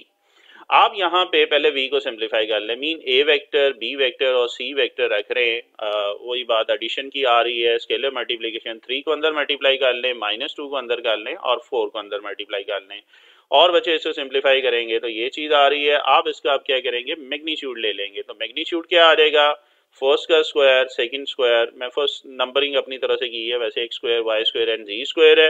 Calculator को बेटा यूज कीजिएगा, तो आपके पास यूनिट सॉरी मैग्नीट्यूड इसकी क्या आ रही है, 558 के इक्वल आ रही है। कोई मसला जी, चले, अगर ये 558 आ गई है तो हम अगर यूनिट वेक्टर की बात कर रहे हैं, तो खैर अभी यूनिट को छोड़ते हैं, वो कहता है फाइंड अ यूनिट वेक्टर। अब देखें, इसका नाम तो हमने वी रख ली है, अब जो वेक्टर फाइंड करना है, जारी बात कोई और होगा, उसका नाम हम रख लेते हैं यू। यानी कि जो वेक्टर हमने फाइंड करना है उसको हमने u का नाम दे दिया, और u वेक्टर उसने ये कहा है कि पैरेलल है इस वेक्टर के, यानी कि u is a vector parallel to v, ठीक है। अक्सर की बुक वाले इसको डायरेक्ट कर रहे हैं, लेकिन ये कॉन्सेप्ट समझिएगा कि जो हमने फाइंड करना है उसका नाम ही मैंने डिफरेंट रख दिया है। So u is a vector parallel to v। अब मुझे ये बताएं यूनिट वेक्टर की डेफिनेशन क्या है। वेक्टर को उसके क्या कर देते हैं, मैग्नीट्यूड से डिवाइड कर देते हैं। एम आई राइट जी। लेकिन यहाँ पे एक और कॉन्सेप्ट है जो कि शायद बुक में डायरेक्टली नहीं है, ये आपको सिर्फ एक नोट की फॉर्म में लिख लीजिएगा कि अगर दो वेक्टर पैरेलल हैं तो उनके यूनिट वेक्टर भी क्या होंगे, आपस में इक्वल होंगे। अगर दो वेक्टर पैरेलल हैं तो उनके क्या है, यूनिट वेक्टर भी इक्वल होंगे। इसमें अगर आप गूगल पे सर्च करें तो उसने आगे बहुत सारी बहस दी हुई है कि जी पॉजिटिव डायरेक्शन, नेगेटिव डायरेक्शन, तो वो आगे कभी सर्च करना चाहें तो बड़ा मजे का ये भी टॉपिक है। बट अभी सिर्फ इतना ध्यान में रखेंगे ये दोनों वेक्टर पैरेलल हैं तो इनके यूनिट वेक्टर आपस में क्या होंगे, इक्वल होंगे। तो मैंने काम किया है, इस v यूनिट वेक्टर की जगह मैंने क्या लिखा है, u लिख दिया है। राइट साइड पे मैंने वही रखा है, v की जगह मैंने क्या कर दिया है, u कर दिया है। कोई मसला नहीं। एक्चुअली हमने ये u यूनिट वेक्टर ही फाइंड करना था। अब v वेक्टर आपके पास दिया हुआ था, ये जो भी हमने सिंप्लीफाई किया है 17 आए, 13 j और 10 k, और v का मैग्नीट्यूड क्या निकाला ये। तो एक्चुअली सर आपने फाइंड क्या करना था, ये वाला unit vector mean u unit vector find करना था जो पैरेलल है v के। ये वाली चीज अक्सर स्टूडेंट डायरेक्ट वो की बुक वाले भी लिख लेते हैं। कोशिश कीजिएगा कि ये स्टेप मेंशन करें और समझ के मेंशन करें, तो उम्मीद है कि इस क्वेश्चन का मजा आएगा आपको करने का। यही कॉन्सेप्ट आपके क्वेश्चन नंबर मैं 7 में लेके जा रहा हूँ। ठीक है जी, चलें चलते हैं जी आगे। क्वेश्चन नंबर 7 देखते हैं जी। बड़ा मजे का क्वेश्चन है और इंपॉर्टेंट क्वेश्चन है जी। दो पार्ट है। फर्स्ट पार्ट पहले हम देखते हैं, कहता है फाइंड अ वेक्टर। एक वेक्टर आपने फाइंड करना है whose मैग्नीट्यूड इज 4, उसकी मैग्नीट्यूड क्या है, 4 है, और ये वेक्टर पैरेलल है एक और वेक्टर के। बिल्कुल पिछले वाला कॉन्सेप्ट ध्यान में रखें, मैं रिपीट कर रहा हूं, आपने एक वेक्टर फाइंड करना है जिसकी मैग्नीट्यूड 4 है और ये पैरेलल है इस वेक्टर के। कोई प्रॉब्लम? अब क्या कर रहे हैं, हम सॉल्यूशन की तरफ जा रहे हैं, लेट कर रहे हैं, हम कहते हैं जी ये v एक वेक्टर है। हमने इसका नाम, जिस तरह पिछला क्वेश्चन है मैं उसी पैटर्न पे इसको लेके जा रहा हूँ, इसको मैंने v का नाम दे दिया। पिछले में तो ए बी सी वेक्टर थे वो कंबाइन करके लिखा था, ये तो डायरेक्ट दे दिया है। हम क्या करते हैं, डायरेक्टली इसका मैग्नीट्यूड निकाल लेते हैं, mean x square plus Y square plus z square. By using और simplifying this we have 4 plus 9 plus 36 और 49, and what is the under root of 49 is 7। अब फिर उस बात पे आ जाए, जो वेक्टर हमने फाइंड करना वो v तो नहीं है, उसका ऑब्वियस बात हम नाम डिफरेंट रखेंगे और वो डिफरेंट नाम के हम u है। अच्छा, इसका यूनिट वेक्टर निकालना है क्योंकि आगे हमने यूज करना है वेक्टर को। ये जो v निकाला था वेक्टर को उसके मैग्नीट्यूड से डिवाइड कर लिए। वेक्टर ये था और मैग्नीट्यूड आपके पास 7 थी तो इसको लिख लिया। अच्छा, मैं कंटिन्यू कर रहा हूँ जी। हमारा जो वेक्टर हमने फाइंड करना, जारी बात वो v नहीं है, वो वेक्टर हम क्या सपोज कर रहे हैं u है। मैं फिर कह रहा हूँ, इसको बिल्कुल पिछले क्वेश्चन की तरह कर रहा हूँ, और उस वेक्टर का नाम हमने u रख दिया है और उस वेक्टर की गिवन ये है कि उसकी मैग्नीट्यूड किसके इक्वल है, ये 4 के इक्वल है। तो let u be the required vector having magnitude 4। तो मैं ये कह सकता हूँ मैग्नीट्यूड u की आ जाएगी 4 के इक्वल। कोई मसला? अच्छा जी, अब फिर एक कॉन्सेप्ट है कि यूनिट वेक्टर u की अगर हम बात करूं तो वेक्टर को क्या करेंगे, उसके मैग्नीट्यूड से डिवाइड कर लेते हैं। ये जो काम करने जा रहा हूं ये भी मैं एक्स्ट्रा करने जा रहा हूं। अब ये डिवाइड हो रहा था, जाके मल्टीप्लाई होएगा, तो ये क्या आ जाएगा, u वेक्टर। एक्चुअली ये u वेक्टर हमने फाइंड करना, उसने कहा ना फाइंड अ वेक्टर, तो ये u करना हमने वेक्टर। खैर ये आ जाएगा मैग्नीट्यूड ऑफ इनटू u और u यूनिट वेक्टर। यहां तक कोई मसला? अच्छा जी, अब फिर उस कॉन्सेप्ट पे आ जाएं कि जो वेक्टर जिसकी मैग्नीट्यूड 4 है वो कह रहा है ये पैरेलल है इस वेक्टर के, और अगर दो वेक्टर पैरेलल हों तो उनके यूनिट वेक्टर आपस में क्या होंगे, शाबाश, इक्वल होंगे। तो क्या इस u यूनिट वेक्टर की जगह मैं v लिख सकता हूं? बिल्कुल लिख सकता हूं। और अब मैंने कलर लैंग्वेज की है, v is a yellow one and u is orange one. इनकी वैल्यू इक्वेशन 1 और 2 से मैंने नाम दिए हैं, अगर आप ये कर लेंगे तो और अच्छी प्रेजेंटेशन हो जाएगी। इस क्वेश्चन में मैंने प्रेजेंटेशन पे ज्यादा फोकस की है, तो u की वैल्यू भी रख लें, v की वैल्यू भी रख लें। So your last answer is this 8/7 minus 12/this। And ये वेक्टर आपको उसने कहा था फाइंड द वेक्टर, ये फाइंड करने के लिए कहा था। तो होपफुली अब आपके लिए ये इजी होगा। ये वाला जितना भी काम है मैं मोस्टली कह रहा हूँ ये की बुक वाले नहीं कर रहे हैं, तो आपसे रिक्वेस्ट है अगर स्टेप पूरे कर लेंगे समझ आ जाएगी तो अगले का भी मजा आएगा चेक करने का। और आप भी जब भी इसको 2-3 मंथ बाद पढ़ेंगे तो आपको याद आ जाएगा कि यार ये किया कैसे था। खैर एक तो अल्लाह का शुक्र है वीडियो की फॉर्म भी आपके सामने आती जा रही है, ये लग्जरी है, इसको आप यूज कर सकते हैं। और दूसरी चीज सारी बात है, आप अपने नोट्स जरूर बनाएं। मैं अक्सर स्टूडेंट को कहता हूँ कि बच्चे नोट्स आप जरूर बनाएं, क्योंकि जब तक मैथमेटिक्स में रिटन प्रैक्टिस नहीं होगी उस वक्त तक नहीं है। मेरा काम समझाना है लेकिन उसके बाद आपने करना तो खुद ही है ना। अच्छा जी, ये इसका आंसर है। मैं यहाँ पे एक थोड़ा सा और कॉन्सेप्ट दे रहा हूँ, देखें जब भी हम मैग्नीट्यूड की बात ये इसमें ले रहे हैं, वेक्टर की बात कर रहे हैं, यहाँ पे थोड़ा सा उसने मेंशन नहीं किया कि either it's a positive vector और नेगेटिव की वो बात कर रहा हूँ। तो मैं एक और सोल्यूशन इसका देने जा रहा हूँ, वो कि बुक में यही आंसर है, आप ये कर सकते हैं, लेकिन अगर बेहतर करना चाह रहे हैं जो मैं रिकमेंड कर रहा हूँ, इसी क्वेश्चन को मैं एक और वे में कर रहा हूँ। कैसे?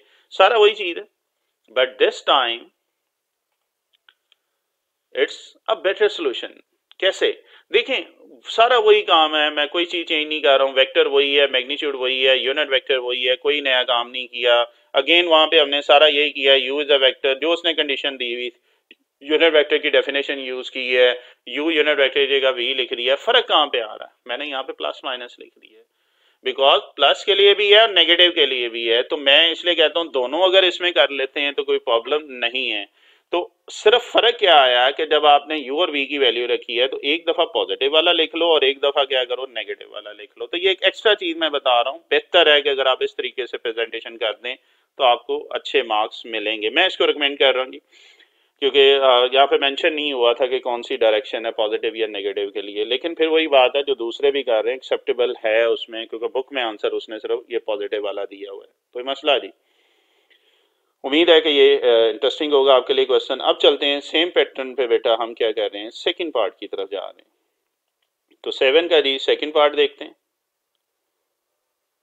7 क्वेश्चन का second part, again you have to find a vector whose magnitude is 2 and it's parallel to a given vector. Say the given vector is your vector v, which is minus I plus j plus k by taking magnitude x square plus y square plus z square। इसका magnitude ले लेंगे अलग अलग करके, तो बेटा under root 3 आ जाएगा, इसका क्या आ जाएगा, मैग्नीट्यूड आ जाएगा। इसका यूनिट वेक्टर निकालते हैं, क्या करेंगे, वेक्टर को इसके मैग्नीट्यूड से डिवाइड कर लेंगे, और वेक्टर आपके पास क्या है, minus I plus j plus k over under root 3। This time again you have to find a different vector, mean उसका नाम हम u दे रहे हैं, और this time उसकी मैग्नीट्यूड आपके पास क्या दी हुई है, 2 दी हुई है। तो हमने ये कह दिया है कि u एक गिवन वेक्टर है जिसकी मैग्नीट्यूड आपके पास क्या आ रही है, 2 के इक्वल आ रही है। So u magnitude is equal to 2 आ रही है। यूनिट वेक्टर क्या होता है, वेक्टर को उसके मैग्नीट्यूड से डिवाइड करते हैं, तो ये आपके पास यूनिट वेक्टर आ जाएगा। Again they are parallel, so we can replace this u unit vector with v। Same pattern है जी, वी आपके पास येलो है, इक्वेशन 1 और 2 को इसमें पुट कर देंगे, 2 को अंदर मल्टीप्लाई कर देंगे, तो आपके पास एक वेक्टर आ जाएगा which is our required vector.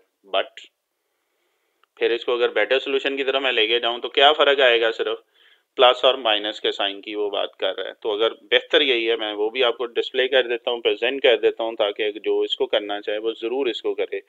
तो ये आपके पास ये उसी तरह वेक्टर लिया है, उसका यूनिट वेक्टर आ गया है, फिर u आपके पास रिक्वायर्ड वेक्टर मैग्नीट्यूड 2, सारा कुछ वही है। फर्क कहाँ पे आता है, मैं यहाँ पे आगे कर रहा हूँ प्लस माइनस लिख रहा हूँ, आइदर पॉजिटिव आइदर नेगेटिव। तो दो आंसर आपके पास आ रहे हैं, आइदर u वेक्टर दिस और दिस। कोई प्रॉब्लम जी? तो ये एक एक्स्ट्रा चीज है, कोशिश करें इसको आप कर लें, ना हो तो वो भी आप कर लें, क्योंकि मोस्टली की वो टीचर्स उसी तरह करवा रहे हैं, तो लड़ने की बात नहीं है जी। एक मेरे जहन में कॉन्सेप्ट था जो कि डिस्कस करने के बाद मैंने आपसे कर रहा हूँ, तो होपफुली आपके लिए प्लस में आ जाएगा। चलते हैं जी 8 क्वेश्चन की तरफ। 8 क्वेश्चन मजे का जी क्वेश्चन है, और कैसे मजे का क्वेश्चन, थोड़ा सा एक और कॉन्सेप्ट हम यूज कर रहे हैं जो सैम्पल 1 में यूज किया था। आपके पास सॉरी यू वी डब्ल्यू 3 वेक्टर दिए हुए हैं, और ये ट्राइंगल की साइड्स हैं, आपको पता है, और आपने जी की वैल्यू फाइंड करनी। याद है लॉ ऑफ ट्राइंगल हमने सैम्पल 1 में थ्योरी पढ़ी थी कि उसमें अगर दो साइड का सम जो होता है ऑलवेज क्या होता है, तीसरी साइड के इक्वल होता है। तो एक रिजल्ट हम ये पढ़ा था, मीन अगर आपके पास तीन वेक्टर है, आपके पास साइड्स हैं यू वी डब्ल्यू, ऑब्वियस बात वेक्टर को रिप्रेजेंट कर रही हैं, आपके पास दो साइड का सम जो होगा वो किसके इक्वल आ रहा है, थर्ड साइड के क्या आ रहा है, इक्वल आ रहा है। मीन u प्लस वी किसके इक्वल आ रहा है, w के। तो आप बेटा u भी है आपके पास, v भी है और w भी है, तो तीनों को हमने उनकी वैल्यू रिप्लेस कर दी है। लेफ्ट साइड पे सिर्फ ब्रैकेट ओपन कीजिएगा, तो ये आ रहा है माइनस आई प्लस 3j, और आई मैंने एक जगह इकट्ठे कर ली है, जे लेफ्ट साइड की मैं बात कर रहा हूँ, और राइट साइड को एज इट इज लिख दी है। अब सिर्फ आपको वैल्यू ऑफ z चाहिए, because they are equal, I component के इक्वल है, जे के इक्वल है, के के इक्वल है। तो मैंने कलर लैंग्वेज यूज की है, मीन मैं यहाँ पे कंपेयरिंग कोफिशिएंट कर रहा हूँ किसके, के किस में, इक्वेशन 1 में। तो z किसके इक्वल है, देखें इधर k का कोफिशिएंट z है और इधर क्या है, कोफिशिएंट 3 है, तो z किसके इक्वल आ जाएगा, 3। तो यही नहीं फाइंड करना था, दैट्स इट, है ना मजे की चीज। तो ये ऑब्जेक्टिव में भी आ सकता है और ऑब्वियस बात है शॉर्ट क्वेश्चन के लिए भी ये इंपॉर्टेंट है। Got it. चलते हैं जी आपके 9 क्वेश्चन की तरफ। ओके जी, 9 क्वेश्चन में अगर हम देख रहे हैं जी, इसमें पोजीशन वेक्टर दिए हुए हैं a b c d, 4 vector दे रहे हैं, उनकी पोजीशन वेक्टर्स दिए हुए हैं और आपको कह रहा है कि आपने प्रूव ये करना है, शो ये करना है कि ए बी जो है ये पैरेलल है सी डी। ये वेक्टर का साइन नहीं, अभी मैं कर देता हूँ जी, ये वेक्टर का साइन ए बी वेक्टर किसके पैरेलल है, सी डी के, ये हमने प्रूव करना है। सबसे पहले तो 4 वेक्टर दिए हुए हैं, हम ए है तो ओ ए वेक्टर आ जाएगा, ये आपके पास 2 आए माइनस जे है, ओ बी वेक्टर क्या आ जाएगा 3 आए प्लस जे है, इसी तरह ओ सी और ओ डी 4 वेक्टर दिए हुए हैं। You have to prove that A B vector is parallel to C D. तो ए बी वेक्टर किसके इक्वल होगा, बी में से ए निकाल देंगे, mean O B minus O A कर रहे हैं, ओ बी में से आप ओ ए को माइनस करेंगे तो बेटा आपके पास ये क्या आ रहा है, ब्रैकेट को ओपन कर दें, थोड़ा सा मैं जरा स्पीड में कर रहा हूँ, I plus 2j minus k आ रहा है। This is your vector A B. Any problem?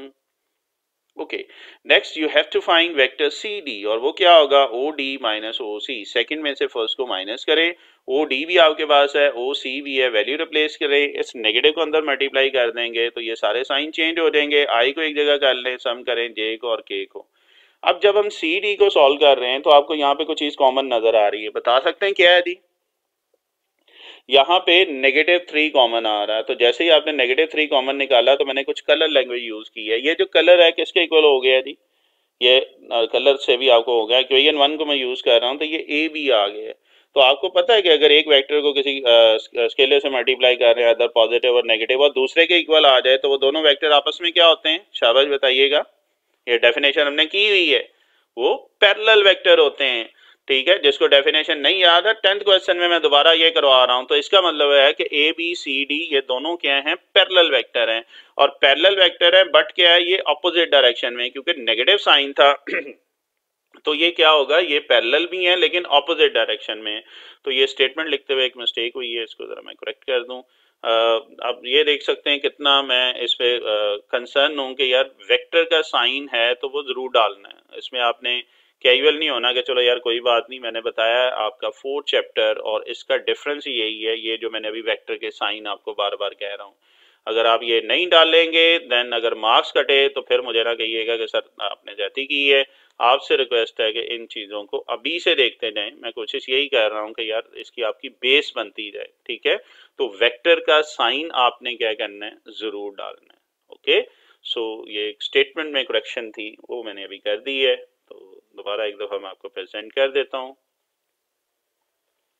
चूंकि बेटा ये आज इसमें स्लाइड ज़्यादा हैं, थोड़ा सा ये हैवी हो रहा है काम, लेकिन टाइम लेगा। ये लें जी, ये आपके पास आ गया। ठीक है, तो ये अब मैं ये कह रहा था कि ये कांस्टेंट से मल्टीप्लाई होकर इक्वल आ गया, इसका मतलब ए बी और सी डी पैरेलल है। नेगेटिव साइन किस चीज को शो कर रहा है कि ये अपोजिट डायरेक्शन में। 7.1 में भी ये डेफिनेशन की थी, और अगर किसी को डेफिनेशन नहीं याद है, ठीक है, अगर कोई कहता जी ये डेफिनेशन नहीं है, तो 10th क्वेश्चन में उसने बड़े मजे का काम किया हुआ है, स्टेटमेंट में ही उसने पैरेलल की डेफिनेशन बता दी है ना। वैसे होता है नॉर्मली डेफिनेशन नहीं वो देता है, तो अगर मैं 10 क्वेश्चन की बात कर रहा हूं तो उसकी स्टेटमेंट में ही उसने क्या की है, पैरेलल वेक्टर की जो है वो डेफिनेशन बता दी है। ठीक है जी, और वो क्या है वो आपके सामने आ रही है। अगर हम देख रहे हैं, we say that the vector v and w in space are parallel if there is a scalar c। यह देखें ना, किसी कांस्टेंट से उसने मल्टीप्लाई किया एक वेक्टर को और दूसरे वेक्टर के इक्वल आ गया है, तो हम ये कहते हैं कि ये दोनों पैरेलल है। वही बात अगर पॉजिटिव या नेगेटिव की वो बात कर रहा है कि अगर वो कह रहा है सी पॉजिटिव है तो vector point and opposite direction है तो सी नेगेटिव। ये लेस देन जीरो है, इसको भी मैं करेक्ट कर देता हूँ, ये पॉजिटिव नहीं है, ये लेस देन जीरो है। ठीक है, नेगेटिव होएगा तो ऑब्वियस बात इसमें।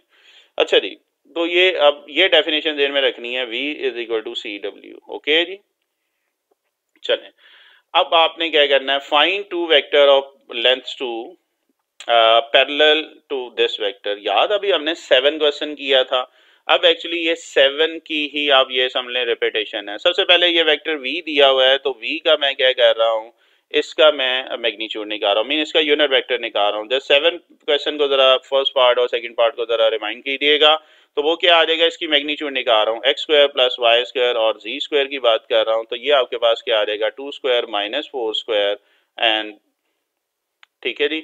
और इसके बाद क्या आ जाएगा 4 प्लस 16 है तो ये कितना आ जाएगा 36 अंडर रूट, और 36 अंडर रूट का मतलब है कि आपके पास ये 6 आ जाएगा। और यूनिट वेक्टर क्या होता है, वेक्टर को उसके मैग्नीट्यूड से डिवाइड करते हैं। वेक्टर आपके पास गिवन दिया हुआ है 2i minus 4j plus 4k divided by 6। कुछ याद आ रहा है? अभी 7 क्वेश्चन के फर्स्ट और सेकंड पार्ट में सेम हमने किया था। अब वो ये कह रहा है कि आपने दिस टाइम दो वेक्टर फाइंड करने हैं। सारी बात हम वेक्टर का नाम देते हैं और उन वेक्टर जो रिक्वायर्ड वेक्टर है उसकी लेंथ क्या है, वो 2 के इक्वल है। मैं ये कह रहा हूँ उसी तरह यू वेक्टर की मैग्नीट्यूड मैं ले रहा हूँ 2 ले रहा हूँ, कोई मसला जी? तो वो सेम पैटर्न के वेक्टर को उसके मैग्नीट्यूड से डिवाइड कर लें, ये उधर जाके मल्टीप्लाई हो जाएगा। अब ये दोनों वेक्टर आपस में क्या है, पैरेलल हैं, और अगर ये पैरेलल हैं तो यू यूनिट वेक्टर की जगह मैं क्या लिख सकता हूँ, वी। अब मैंने इधर प्लस माइनस लिखा है, क्यों लिखा है? यही चीज मैं आपको क्वेश्चन नंबर 7 में बता रहा था। This time he mentioned this two vectors, so either positive either negative. ठीक है, यहाँ पे उसने मेंशन कर दिया है तो इसलिए अब वो जो मैं सेकंड आपको ऑप्शन दे रहा था बेटर वन, वो इसमें आ गई है, प्लस माइनस का साइन आ गया है। इक्वेशन 1 को बच्चे यूज कर लो और इक्वेशन 2 को कर लो। मीन मैग्नीट्यूड ऑफ यू की बात कर रहे हैं या मैग्नीट्यूड ऑफ वी की बात कर रहे हैं, सिंप्लीफाई कर लेंगे तो एक प्लस में आंसर आ रहा है और एक नेगेटिव से मल्टीप्लाई करके दूसरा वेक्टर आ रहा है। तो ये उसने कहा था कि फाइंड टू वेक्टर्स। ठीक है, फाइंड क्या आ रहा है, टू वेक्टर्स जो आपके सामने आ गए। ठीक है जी। अगेन ये जरा एक साइन जो था अपोजिट डायरेक्शन में ये नेगेटिव है, तो काइंडली इसको जरा मुझे ठीक करने दीजिएगा। ठीक है जी। तो ये अब आपको इजी लग रहा होगा क्योंकि हमने 7 क्वेश्चन में पार्ट 1 और पार्ट 2 बिल्कुल सेम पैटर्न पे ये चीज की थी।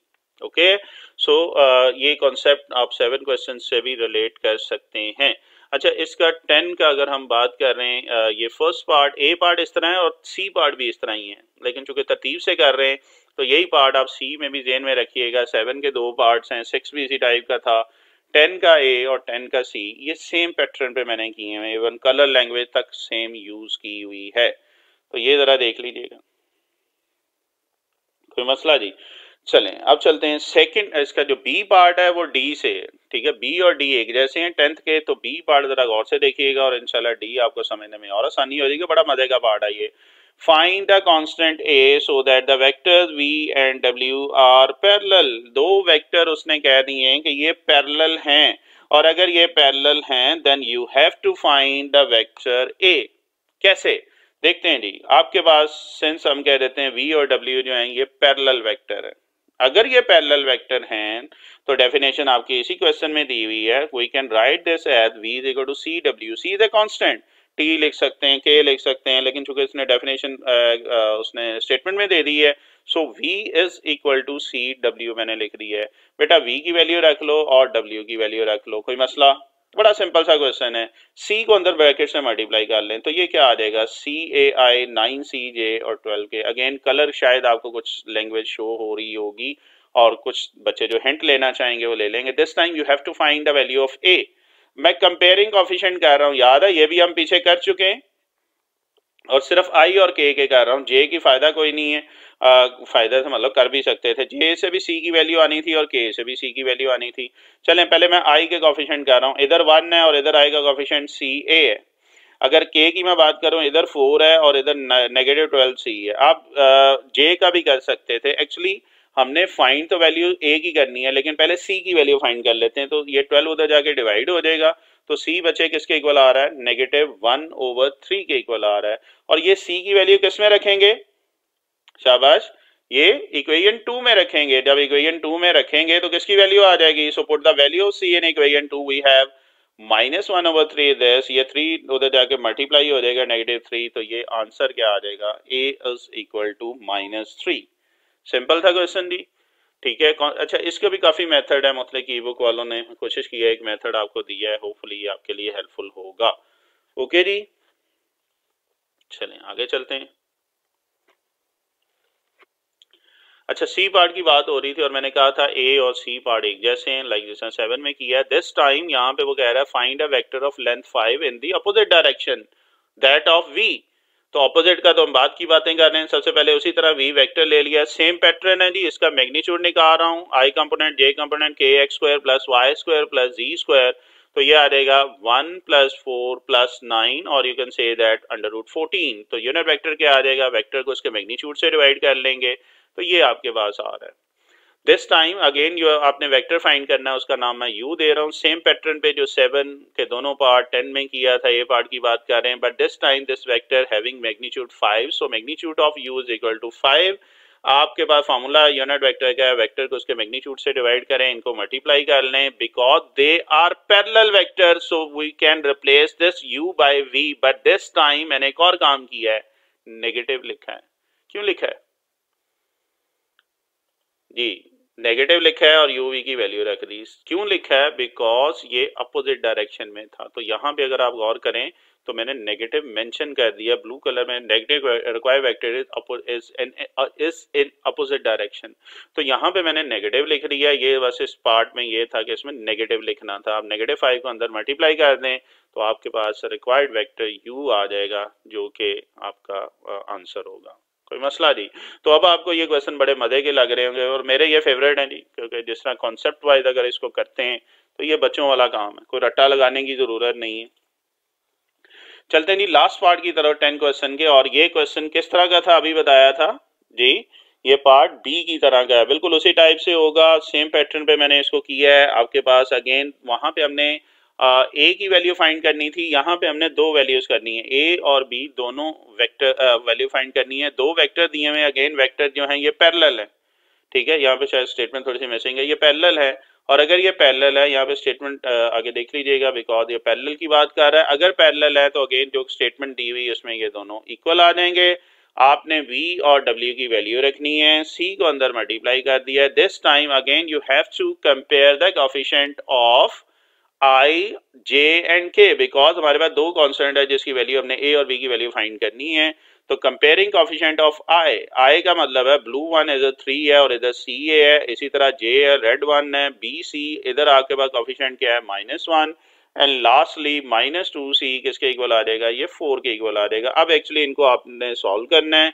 पहले यहाँ से मैं क्या कहता हूँ, c की वैल्यू निकाल लेता हूँ इक्वेशन 4 से, तो ये 2 उधर जाके डिवाइड करेंगे तो c किसके इक्वल आ गया -2। इस c को कहाँ पे यूज करते हैं, इक्वेशन पहले मैं 2 में रख रहा हूँ, तो जैसे इक्वेशन 2 में रखेंगे तो किसकी वैल्यू आ गई, a की, तो पहली वैल्यू आ नहीं गई। देखें कितना सिंपल सा काम है। इसी तरह ये c की वैल्यू अब इक्वेशन 3 में रख रहा हूँ तो क्या हो जाएगा, दूसरी वैल्यू भी आ जाएगी, दैट्स इट। तो यही तो हमने फाइंड करना था, a और b की वैल्यू जो आपके सामने आ चुकी है। कोई प्रॉब्लम जी, ओके चलते हैं जी 11 क्वेश्चन की तरफ। ये हम 3 में भी कर चुके हैं, डायरेक्शन को साइन की बात कर रहा है, और 11 क्वेश्चन में भी अब ये समझे it's a kind of repetition with some different part, एक आध उसने दिया हुआ है। Then you have to find the direction cosine of given vector. Vector आपके पास बेटा जो दिया हुआ वो 3i - j + 2k है। सोल्यूशन की तरफ आए, क्या करते थे डायरेक्शन को साइन में, शाबाश जरा याद करवाइएगा जी।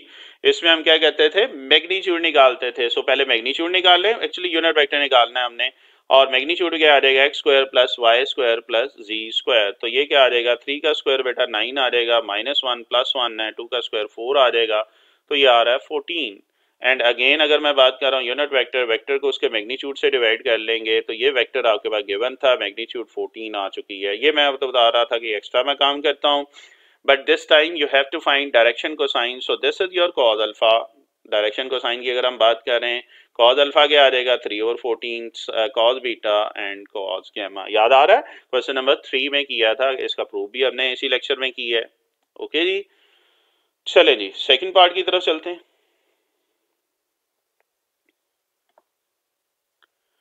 ओके जी, सेकंड पार्ट अगर हम देख रहे हैं तो सेकंड पार्ट आपके सामने अगेन एक वेक्टर दिया हुआ है, सिंपल है। अगेन इसका पहले आप मैग्नीट्यूड निकाल लेंगे और फिर इसका यूनिट वेक्टर की तरफ चलते हैं। तो मैग्नीट्यूड के लिए क्या आ जाएगा जी, x² + y² + z²। तो ये क्या आ जाएगा, 6² - 2² + 1², और इसको सिंप्लीफाई कर लेंगे तो ये 41√, आ जाएगा। तो यूनिट वेक्टर क्या आ जाएगा, वेक्टर को उसके मैग्नीट्यूड से डिवाइड कर लेंगे तो बेटा ये चीज़ आ रही है।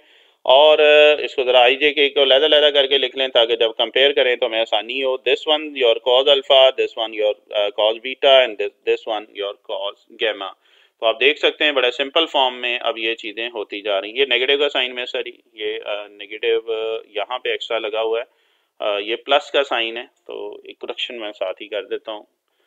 और सॉरी बच्चे इसके लिए, क्योंकि आज ये आपने कहा था जी एक्सरसाइज भी वो पूरी कंप्लीट हो गई है हमारी, इसी को हम लेके चल रहे हैं ताकि आपके पास ये बैकअप में ये चीज़ रहे। तो अगर छोटी मोटी मिस्टेक है, मैं बार बार कह रहा हूँ, तो उसको थोड़ा सा इग्नोर कर दीजिएगा, इग्नोर इन अ सेंस मैं करेक्शन तो करता जा रहा हूँ, फिर भी कोई हो तो आप गाइड कर सकते हैं, वो कोई मसला नहीं।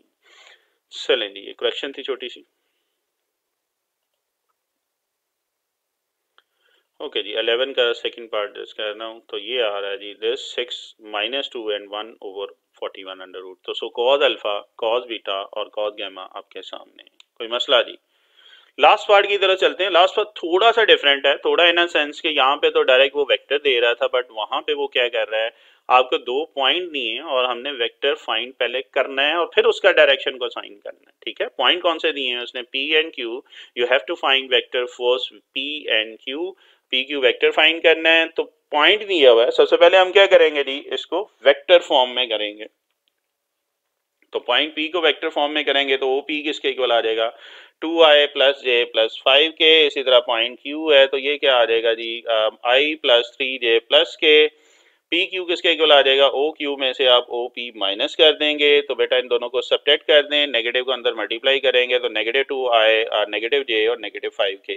आई एक जगह सम कर लें, के कर लें और जे कर लें और के कर लें। एक्चुअली ये पहले हमने वेक्टर निकाल लिया, जो पिछले दोनों वेक्टर दिए हुए थे हमने ये निकाल दिया है।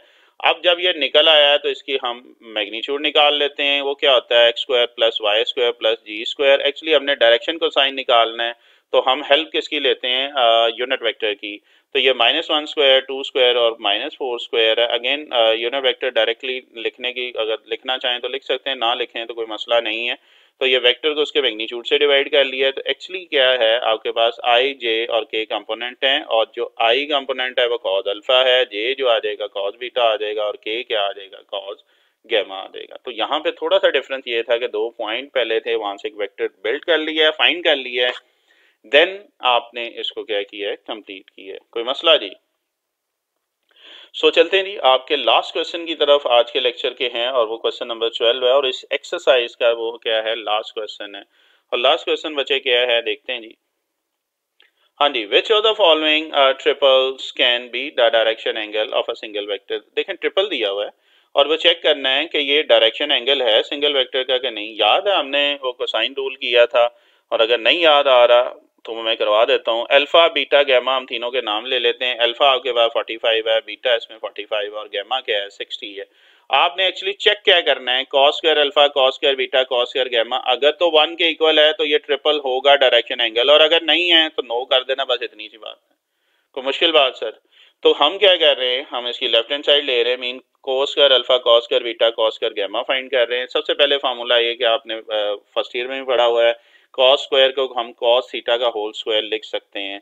और अल्फा की जगह हमारे पास 45 है, बीटा 45 और गैमा 45 है। ठीक है, दो रूल्स हैं इसके साथ हैं। और कॉस 45 की वैल्यू क्या होती है, एनी स्टूडेंट, कॉस 45 है जी 1/√2 और कॉस 60 यस 1/2। तो जस्ट आप cos 45 और cos 60 की वैल्यू रख लें। स्क्वायर को बेटा सिंप्लीफाई कर लेंगे, ये 1/2 1/2 और 1/4 आ रहा है। ओके जी, इनका आप क्या करेंगे, एलसीएम ले लेंगे। तो ये क्या आ रहा है, 4 2 2 प्लस 1 मीन 5/4। क्या ये 1 आ रहा है, नहीं आ रहा। नहीं आ रहा तो सिर्फ आपने लिख लेना है, तो जो गिवन ट्रिपल है वो डायरेक्शन एंगल नहीं है सिंगल वेक्टर का, बस बात खत्म हुई। तो ट्रिपल ही नहीं है, is not a direction angle of a single vector. कोई मसला नहीं। तो ये था जी सिंपल सा लास्ट क्वेश्चन है। इसके भी मेरे ख्याल 3 पार्ट हैं, जल्दी से वो 2 पार्ट भी कर देता हूँ ताकि जो प्रॉमिस किया है जी ईच क्वेश्चन ईच पार्ट का वो पूरा हो जाए। तो चलते हैं जी इसके सेकेंड पार्ट की तरफ। दिस टाइम ट्रिपल गिवन है 30 45 and 60। Mean you have to suppose that alpha आपके पास 30 है, बीटा आपके पास 45 है एंड गैमा 60 है। अगेन चेक आपने करना है कि ये 1 के इक्वल है या नहीं। तो क्या आ जाएगा जी, cos square alpha, cos square beta and cos square gamma. तो अल्फा बीटा गैमा की वैल्यू रखेंगे। आप इसको सिंप्लीफाई करके देख लें जी, आंसर आपके पास क्या आ रहा है। अगेन cos 30 की वैल्यू रखेंगे, cos 45 और cos दिस टाइम 3 वैल्यूज थी, वो तीनों लिखी हैं। सिंस करके फॉर्मूला जरूर लिखा करें, एक अच्छी प्रेजेंटेशन में बेटा आ जाता है।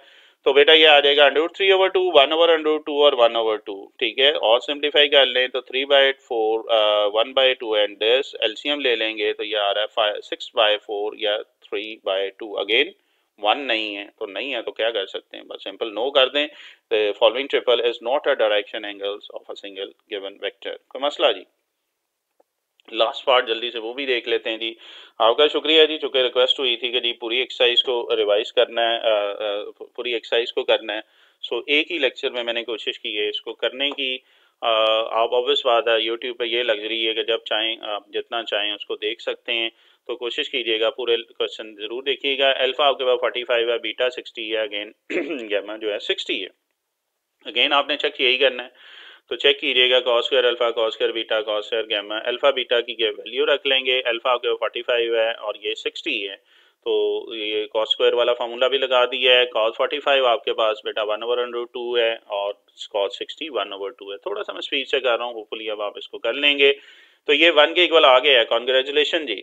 सो दस the given triple is the direction angles of a single vector.